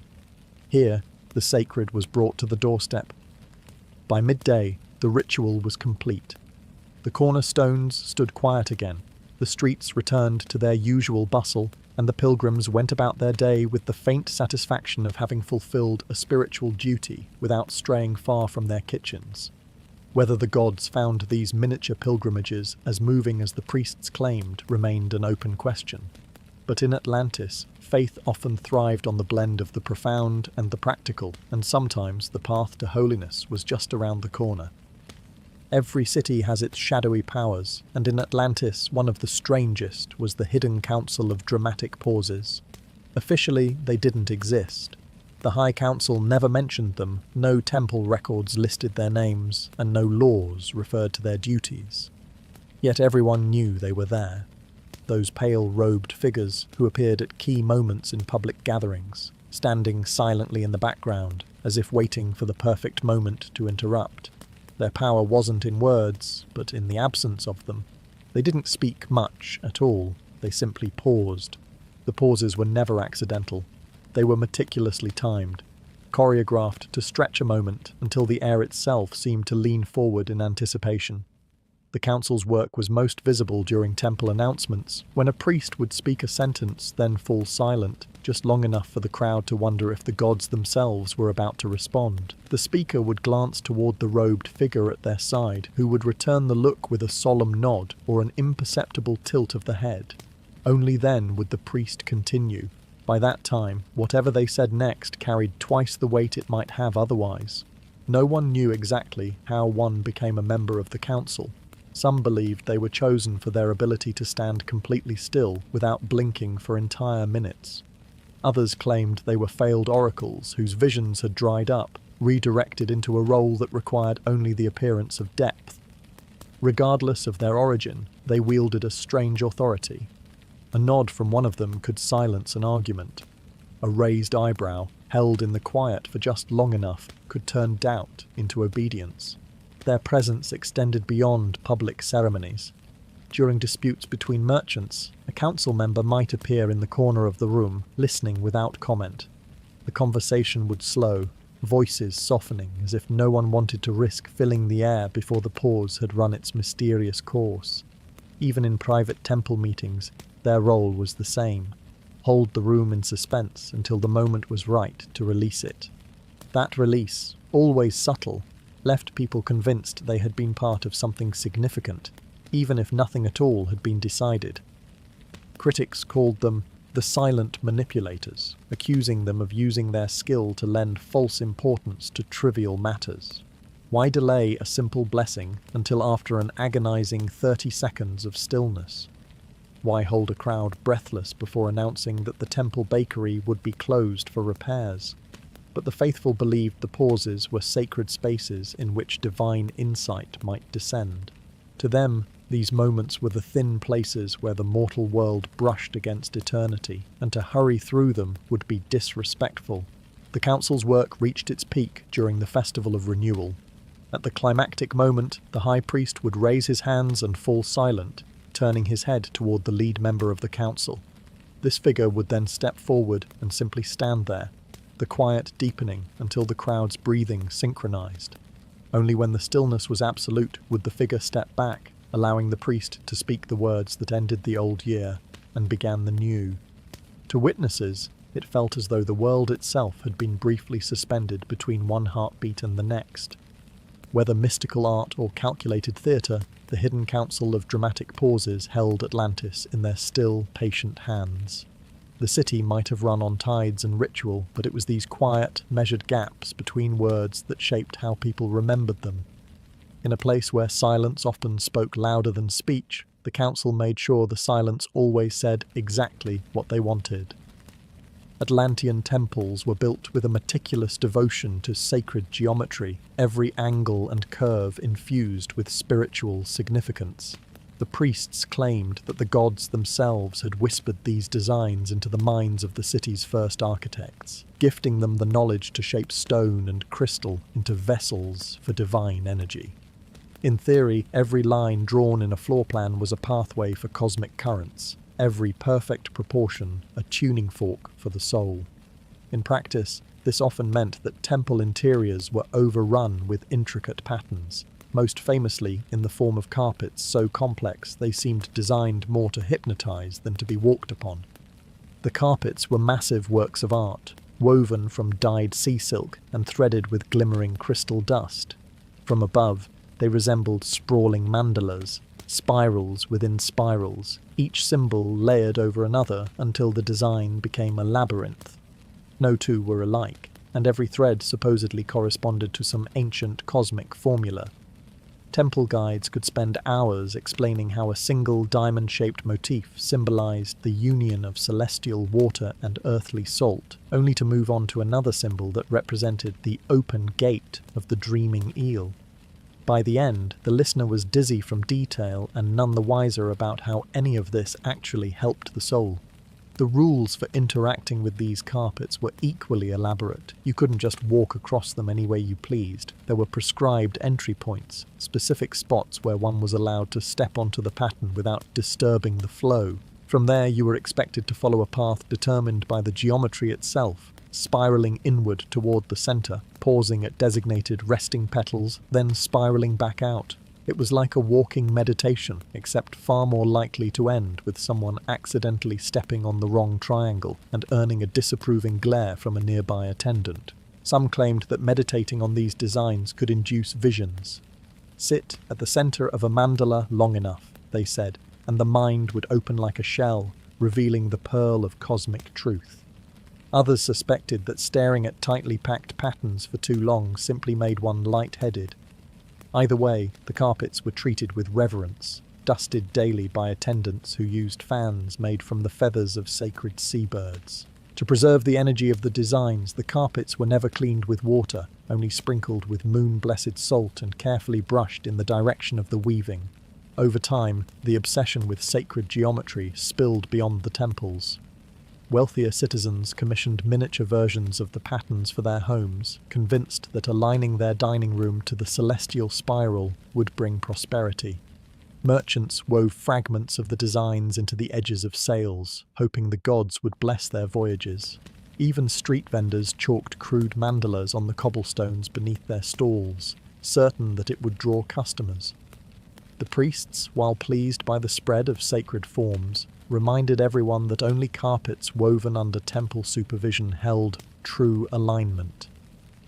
Yet, for all their beauty and mystery, the carpets served no practical function. They were too delicate to withstand heavy use, too valuable to risk damage, and too bound up in ritual to be anything but ceremonial. Some whispered that they existed mainly to remind the people of Atlantis how intricate and unknowable the temple's wisdom truly was. The more complex the pattern, the less likely anyone would question its purpose. And perhaps that was the real power of sacred geometry, not in what it revealed, but in how it convinced everyone that something important must be hidden within its endless spirals. The morning began like any other in Atlantis, bright, clear, and already humming with temple bells, until someone looked up. A long, thin cloud stretched across the sky, bent at odd angles, curling into loops and shapes that seemed far too deliberate to be chance. Within minutes, people were gathering in the plazas, pointing upward, murmuring to one another in tones of awe. By the time the first priest arrived, the story had already formed. The sky was speaking. Of course, it wasn't actually speaking in words. It was speaking in symbols. At least, according to the temple interpreters who were quickly summoned to make sense of the phenomenon. These interpreters stood with their heads tipped back, arms crossed, and nodded solemnly as if they had been expecting this all along. The high interpreter began pacing, explaining in a deep, deliberate voice that the curls in the cloud represented the spiral of returning wisdom, while the long horizontal line was clearly the bridge between the mortal tide and the eternal sea. No one asked how he knew this. The people of Atlantis had long ago accepted that certain minds were simply more attuned to atmospheric messages than others. Before long, the interpretations multiplied. One oracle announced that the sky was urging the city toward a period of generosity. Another insisted it was a warning about an approaching imbalance in the crystal markets. Yet another, with great seriousness, claimed the shapes foretold an excellent season for fishing. The fact that these messages contradicted each other didn't seem to matter. What mattered was that the sky had chosen Atlantis for its cosmic communique, and everyone wanted a part of it. Merchants began offering discounts in honor of the speaking sky. Temple scribes hurriedly sketched the cloud formation onto scrolls, declaring the images blessed relics. A group of young acolytes formed a circle in the plaza and began chanting a rhythmic hymn that was said to amplify the voice of the heavens, though the chant itself was suspiciously similar to the one used at harvest festivals. Even the city's normally reserved moon priestess appeared briefly, her silver robe rippling in the breeze, to declare that the gods were drawing back the curtain between worlds for just one day. And then, as the hours passed, the cloud began to shift. The spirals unraveled into loose threads of white. The horizontal line bent and broke apart. By mid-afternoon, it was nothing more than an ordinary scattering of shapes across a deep blue sky. The crowd lingered, hoping for a resurgence, but the priests assured them the message had been given and was now complete. "The gods," one explained, "speak only as long as they must, and no longer." That night, the temple held a special service to reflect on the day's miracle. Candles flickered in the incense-heavy air as worshippers shared their personal interpretations of the sign. Some believed it meant the city was entering an age of unity. Others were convinced it was a private message meant only for them. A fisherman told the gathering he had dreamt of a great wave the night before and was certain the cloud was its echo in the waking world. No one questioned the logic. By the next morning, the speaking sky had faded into memory, yet its effects lingered. The merchants who had given discounts basked in their increased sales. The temple coffers were heavier from a surge in offerings, and across the city people moved with the quiet satisfaction of those who believed they had been personally addressed by the universe. Whether the sky had spoken at all was irrelevant.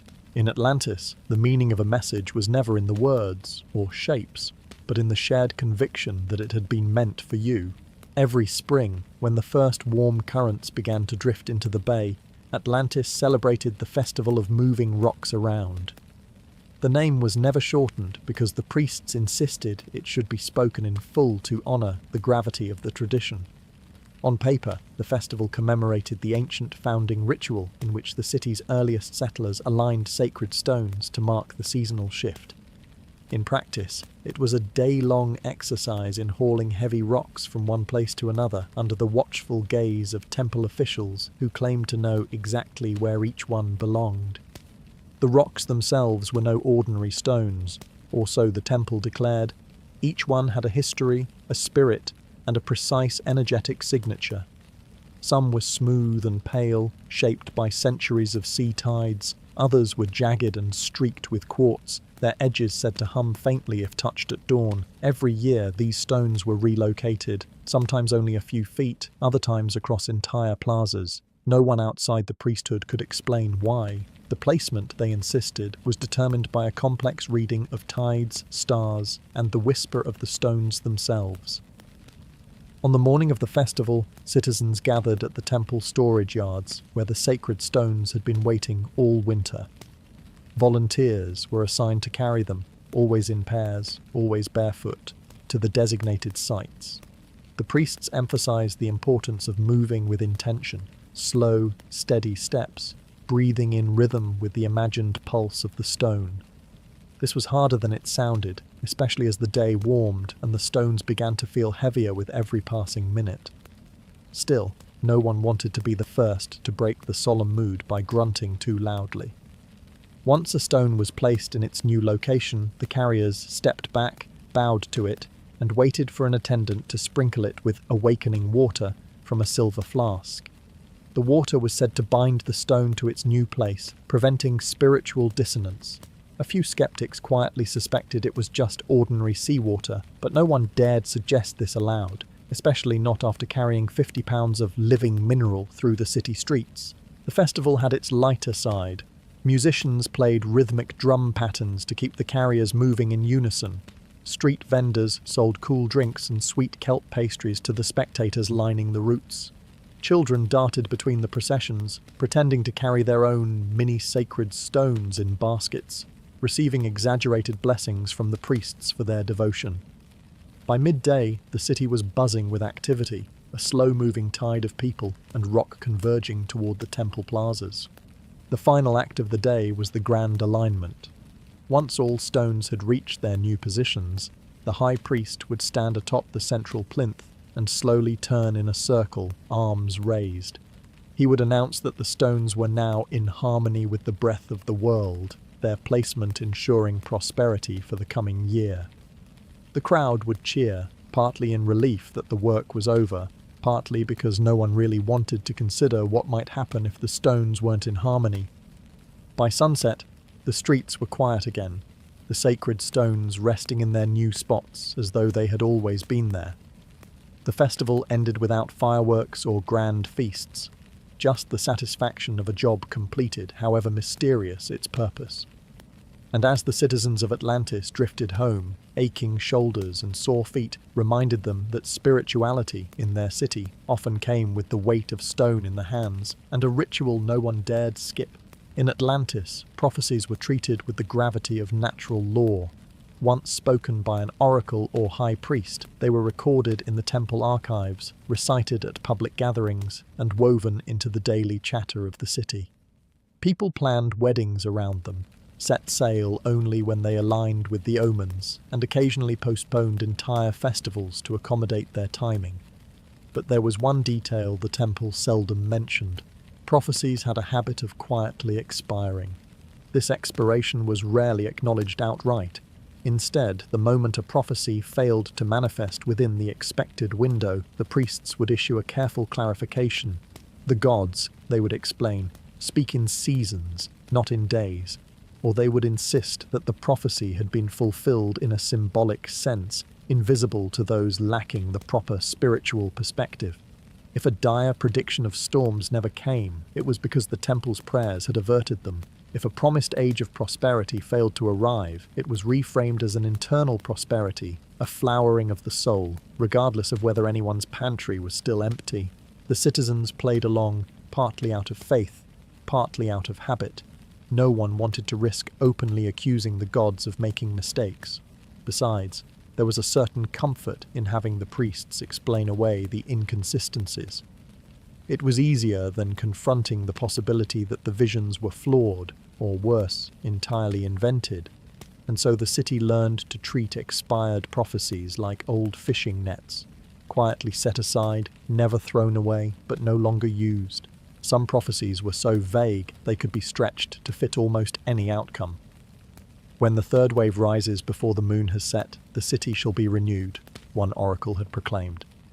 Years later, when a particularly high tide occurred during a full moon, the temple declared the prophecy fulfilled. The renewal, they explained, was the city's collective awareness of its own resilience. This reasoning satisfied enough people that no one pointed out it could just as easily have referred to a well-timed rainstorm. The more troublesome prophecies were the specific ones. When an oracle predicted that the Eastern District would bloom with wealth within 3 harvests, the locals grew restless after the 3rd year passed with no such bloom, unless one counted the unexpected surge in algae growth along the docks. The temple quickly pivoted, announcing that the prophecy referred to wealth of spirit rather than material riches. This did little to cheer the merchants who had been waiting to expand their businesses, but it preserved the oracle's dignity. Occasionally, an expired prophecy would be quietly rewritten for the archives. Future generations reading the temple scrolls would find no mention of the original deadline, only a carefully phrased statement that the event would occur in the fullness of time. This subtle editing ensured that the record always aligned with the temple's current narrative. Skeptics whispered about this practice, but no one dared confront it openly. In Atlantis, history was as much a ritual as religion, and both were curated with the same deliberate care. Yet for all the convenient adjustments, prophecies retained their hold over the people. There was always another one on the horizon, another promise of guidance, warning, or reassurance. Perhaps it didn't matter whether they came true in the way anyone expected. What mattered was that they gave the city a shared story to believe in, a thread of destiny weaving its way through the tides of daily life. And if those threads frayed or dissolved over time, Atlantis had a way of mending them without ever admitting they'd been broken. For as long as anyone could remember, the rhythm of life in Atlantis had been dictated by the stars. The temple astrologers claimed to read the language of the heavens with precision, charting the fates of individuals, harvests, and even the city itself. These readings determined when ships would sail, when marriages would be blessed, and when certain rituals could take place. But one autumn, something happened that no one in Atlantis was prepared for. The stars refused to cooperate. It began subtly.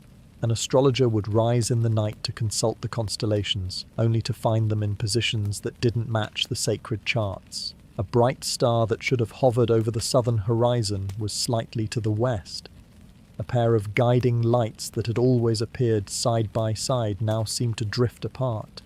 The changes were small enough that most people didn't notice at first, but the temple's astrologers grew uneasy. Within weeks they were openly admitting, though only to each other, that their predictions no longer matched reality. At first, the temple assured the public there was nothing unusual happening. The stars, they said, are simply shifting in their eternal dance, as they have always done. But as time went on, their scheduled omens began to miss the mark. A much-anticipated day of perfect fortune came and went with nothing to show for it but a sudden rainstorm. A foretold period of calm seas was interrupted by an unseasonable swell that nearly capsized a fishing fleet. Even the Festival of Tides, traditionally timed to coincide with the most favourable lunar alignment, was plagued by choppy waters and an unusually large number of jellyfish. Behind closed doors, the astrologers tried to recalibrate their charts. They worked late into the night, scribbling new diagrams, shifting markers, and muttering to one another about cosmic irregularities. Some suspected the stars were deliberately moving to confound them. Others whispered darker theories, that the heavens had turned away from Atlantis entirely. The High Council dismissed such talk, insisting that any misalignments were temporary. But the unease was spreading. In the marketplaces and along the docks, people began to question whether they should still plan their lives by the stars. Merchants delayed shipments, afraid to trust the old trade routes. Couples postponed weddings until the heavens sorted themselves out. Fishermen, once faithful followers of astrological guidance, began relying more on the feel of the wind and the smell of the air than on the priest's predictions. The temple, unwilling to lose its authority, announced a new approach. Rather than predicting exact dates for events, they would now speak in cosmic seasons, broader periods when the stars would be favourable. These seasons, conveniently, were vague enough to stretch until something went right. The public accepted this, grudgingly, though the whispered jokes about permanent cosmic delay never quite died down. Then, one night, the stars appeared exactly where they should be. The astrologers, exhausted from weeks of uncertainty, took this as a sign that the disruption had ended. They hurried to declare that the heavens had realigned in response to the city's steadfast faith. Whether this was true or simply a lucky coincidence didn't matter. People wanted to believe the order had been restored, and so they did. The charts were quietly adjusted, the rituals resumed, and Atlantis carried on as if nothing had happened. But for those who had watched the sky closely during those strange weeks, a quiet doubt remained. If the stars could fall out of step once, they could do it again. And if even the heavens could break their patterns, what else in Atlantis might not be as fixed as it seemed? In Atlantis, everyone understood the crystal tithe, the incense levy, and the contribution for temple repairs. But the spiritual tax was different. It wasn't collected in gold, food, or labour. It was collected in something else. The problem was, no one could quite agree what that something was. The priests described it as a contribution of the soul's abundance to the city's greater harmony, which explained nothing and invited more questions. Still, it was mandatory. Every season, a formal notice would arrive at each household. A slip of heavy parchment embossed with the seal of the High Council, stating the amount owed. The numbers made no obvious sense. One family might be asked for 14.6 units of devotion, while their neighbour owed 3.2. Merchants were charged in multiples of circuits of the tide, while fishermen's dues came in fractions of harvested blessings. No one knew what these units actually measured. The temple claimed they were calculated through deep harmonic assessment, a process involving sacred geometry, moon phase divinations, and a review of the household's participation in rituals. How these elements converted into decimals was a mystery even the most learned citizens couldn't untangle. Paying the spiritual tax was equally strange. Sometimes the temple required a donation of rare herbs, other times a string of perfectly polished shells, and occasionally a vow to complete a series of public blessings within a certain number of days. Once, a cobbler was instructed to chant a specific verse every morning for 7 weeks, which apparently satisfied his entire tax obligation. Another year, a widow was asked to deliver 4 jars of dew gathered before sunrise, which she accomplished only by enlisting half the neighbourhood. Because the tax was so unclear, it was almost impossible to know whether one had truly paid it. Some households overpaid, just to be safe.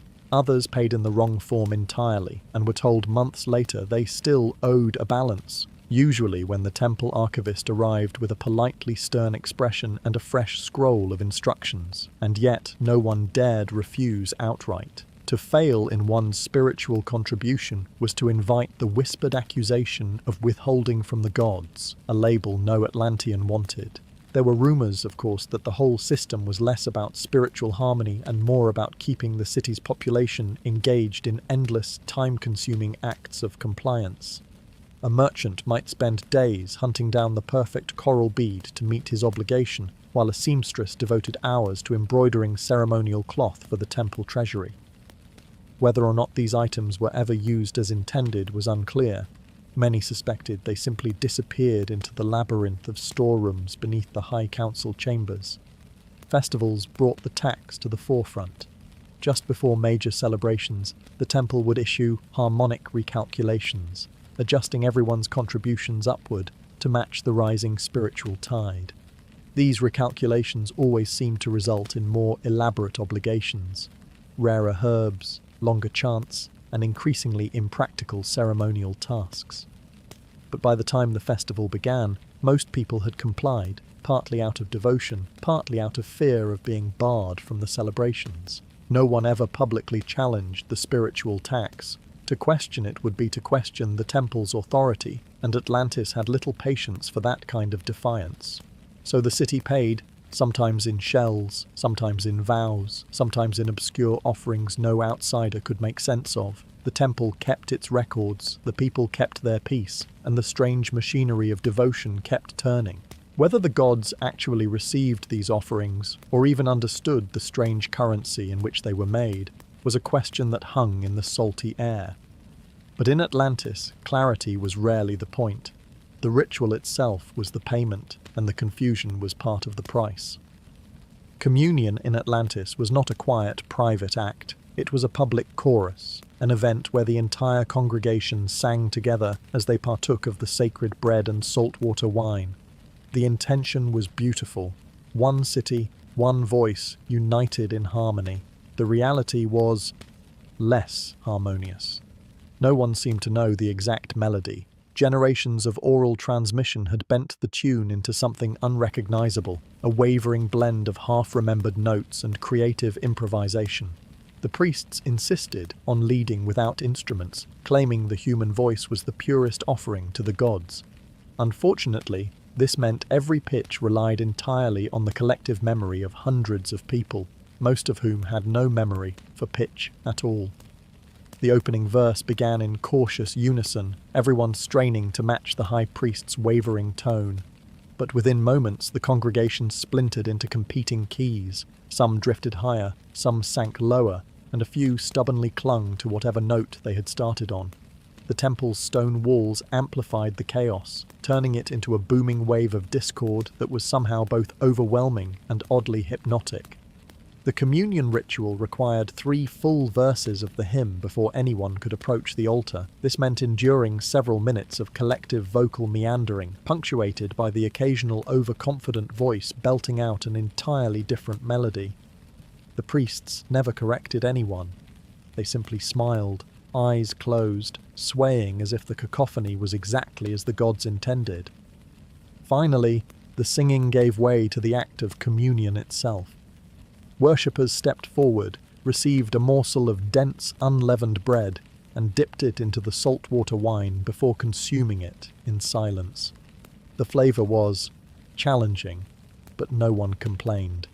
After all, the bread was baked with moon-blessed grain, and the wine infused with essence of the deep, which made it sacred, if not exactly palatable. When the last person had partaken, the high priest declared the communion complete. The congregation exhaled, relieved to have survived another round of off-pitch devotion. Whether the gods appreciated the sincerity or winced at the sound was never discussed. In Atlantis, harmony was measured not by notes, but by the willingness of everyone to sing, no matter how it actually sounded. Every 7th evening, as the sun slipped toward the edge of the world, the people of Atlantis gathered along the sea walls for the ritual of staring at the horizon. It was said to be one of the city's oldest devotions, older even than the great temples, a practice handed down from the first seafarers who believed the gods lived just beyond the line where sky met water. The act was simple. Stand facing the open sea and look outward without speaking until the sun had fully disappeared. Simple, but not as effortless as it sounded. The rules were strict. No fidgeting, no leaning, no glancing at your neighbor to see if they were still staring. You had to keep your eyes fixed on the farthest point your vision could reach, as if you might catch sight of the divine just as night fell. Priests walked slowly behind the rows of participants, ensuring no one broke focus. If someone blinked too much or shifted their stance, a light tap on the shoulder reminded them to hold still. As the minutes dragged on, the horizon began to play tricks. The sea shimmered in strange patterns, clouds stretched into impossible shapes, and distant waves seemed to rise higher than they should. Some swore they saw figures moving at the edge of the world, tall, luminous beings striding across the water. Others admitted privately they were probably imagining things, but the silence of the ritual made every flicker in the distance feel charged with meaning. The climax came at the exact moment the sun vanished. A collective breath rippled through the crowd. but no one moved until the high priest's voice rose, declaring the gods had received the gaze of their children. Only then did the gathering dissolve, people filing away with the slow, dreamlike steps of those returning from another realm. Whether the gods truly noticed was impossible to prove, but for those who stood there, eyes burning in the last light, it always felt as if something, perhaps the sea itself, had stared back, and in Atlantis, that was reason enough to keep looking. The Council of Mysteriously Missing Minutes was not an official governing body, at least not on paper. But everyone in Atlantis knew they held a certain quiet power. They were the ones responsible for scheduling public gatherings, temple ceremonies, and civic rituals. And somehow, no matter what was planned, time always went missing when they were involved. It might start innocently enough. A meeting scheduled for the 4th hour of the morning would begin, eventually. People arrived on time, sat in neat rows, and waited. The priests would smile reassuringly, explaining that the council was preparing in deep deliberation. This could mean anything from finalizing the agenda to deciding who would sit where. In the meantime, the minutes slipped away like water between fingers. When the council finally appeared, they entered without haste, robes trailing as if time itself waited for them. They would take their seats, exchange long, meaningful looks, and then begin with an opening silence, sometimes 5 minutes, sometimes 10. No one dared interrupt. These were, after all, sacred moments of alignment before the discussion began. By the time the first actual words were spoken, nearly half the allotted time had vanished. The missing minutes were not limited to the start of events. Even mid-meeting, discussions often drifted into long pauses where no one seemed certain whether the conversation was over or merely resting. A council member might lean back, fold their hands, and stare at the ceiling, prompting everyone else to follow suit in respectful stillness. Sometimes, without explanation, the meeting would end early, the remaining agenda quietly abandoned. The work has been done, the council would declare, though nothing tangible had been decided. No one openly complained. The missing minutes were framed as part of the city's spiritual rhythm, proof that Atlantis valued contemplation over haste. Still, it was hard to ignore the fact that under the council's watch, entire afternoons disappeared into ceremonial waiting. The city accepted it because they always had, and because questioning the way time was kept, and lost, was as futile as trying to hold back the tide. In Atlantis, not all power was measured in laws or wealth. Sometimes it was measured in the minutes only a few could make disappear. In Atlantis, purification was serious business, and few rituals were as widely practiced, or as unintentionally messy, as the Great Cleansing Ceremony. It was held at the change of each season, meant to wash away the residue of the old tide so the city could enter the new one with clear hearts and unburdened souls. The process was straightforward in theory.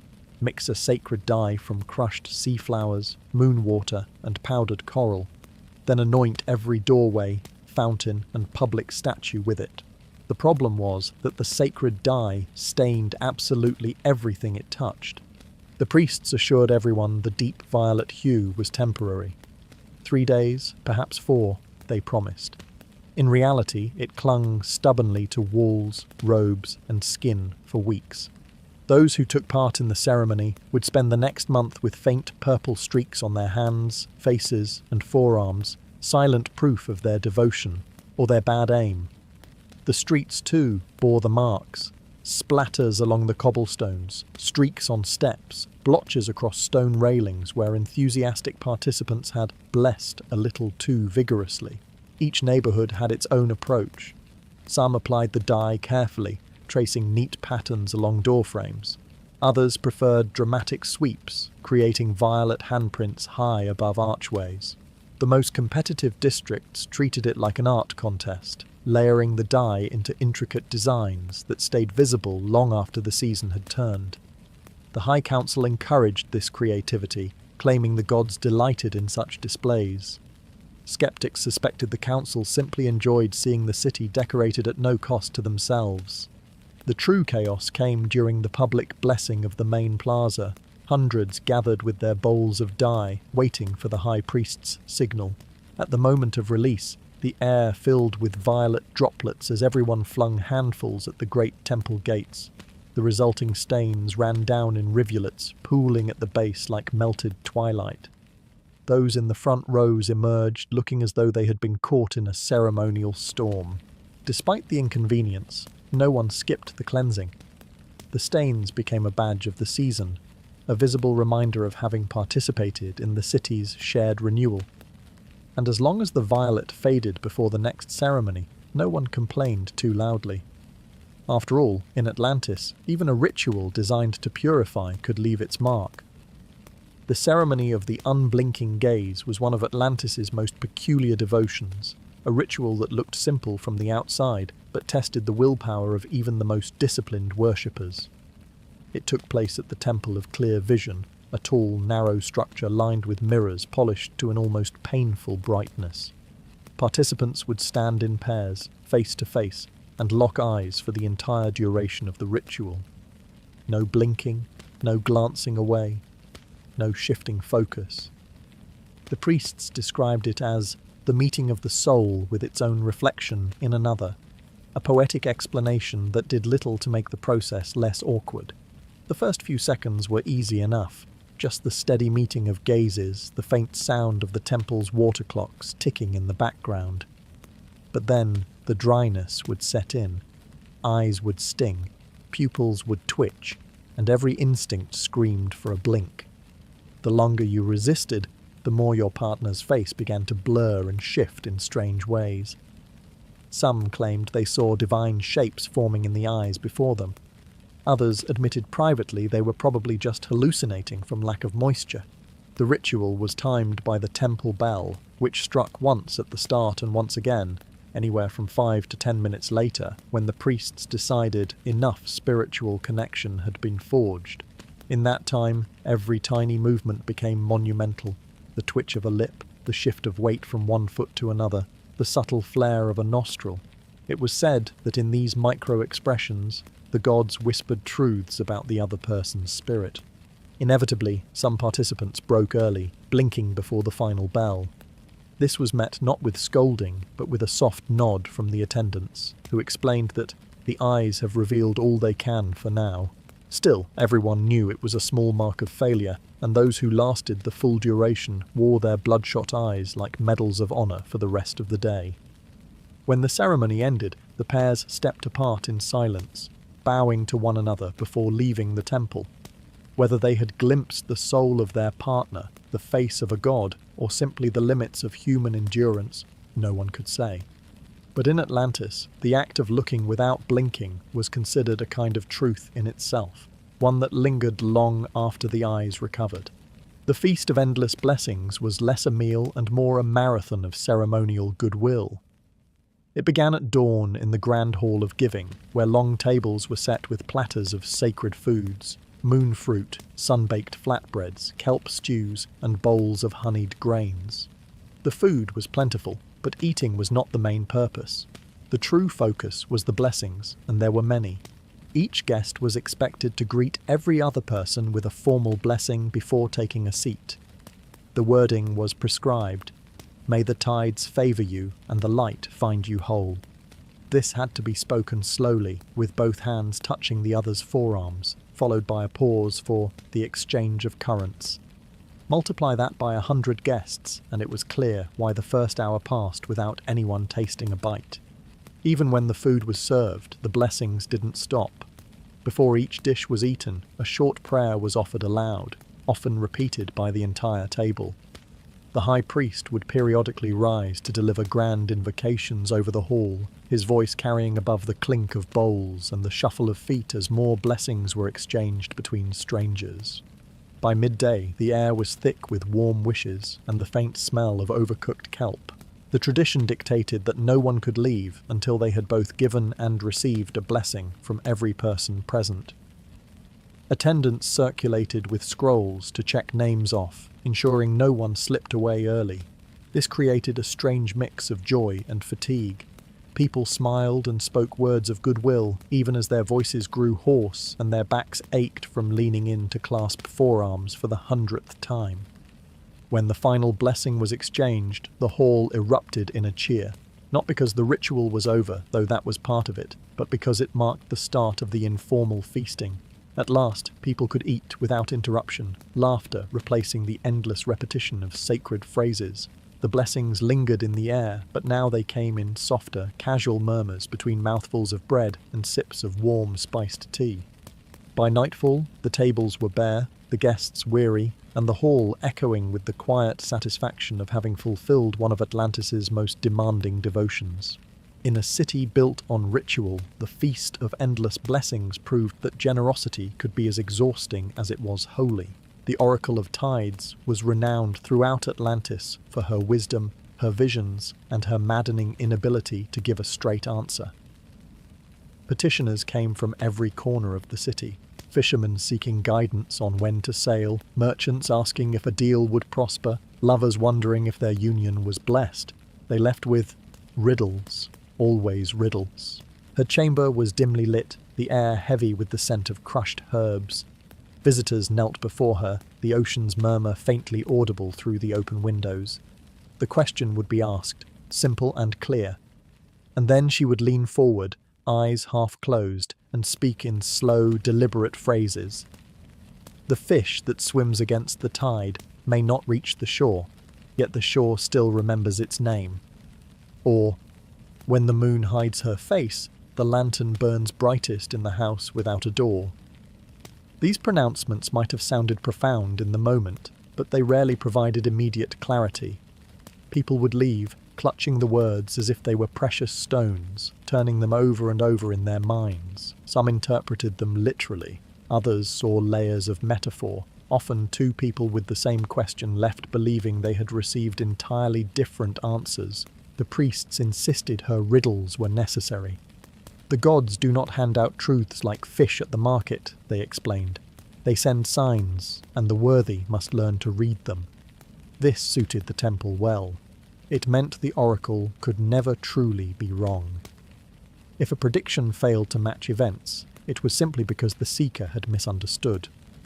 Still, there were whispers that she enjoyed the confusion. Some claimed to have caught her smiling faintly as her visitors struggled to decode her words. A few swore she sometimes reused the same riddle for entirely different questions, confident it would be interpreted differently each time. And yet, the people kept coming. Because occasionally, just often enough, the riddle seemed to fit perfectly. A fisherman would dream of a lantern after hearing her words, and the next day find safe harbour in a storm. A merchant would heed the warning of hidden doors and avoid a disastrous deal. Whether these were divine interventions or coincidences hardly mattered. In Atlantis, a mystery was often more comforting than an answer. In the eastern quarter of Atlantis stood the Temple of Resonant Currents, famous not for its prayers nor its festivals, but for its bells, bells that rang whenever they pleased. There was no schedule, no warning. Day or night, the great bronze tongues would swing, sending deep, rolling notes through the streets. The priests claimed the bells rang only when the gods wished to speak. Outsiders suspected they rang whenever the wind caught them just right.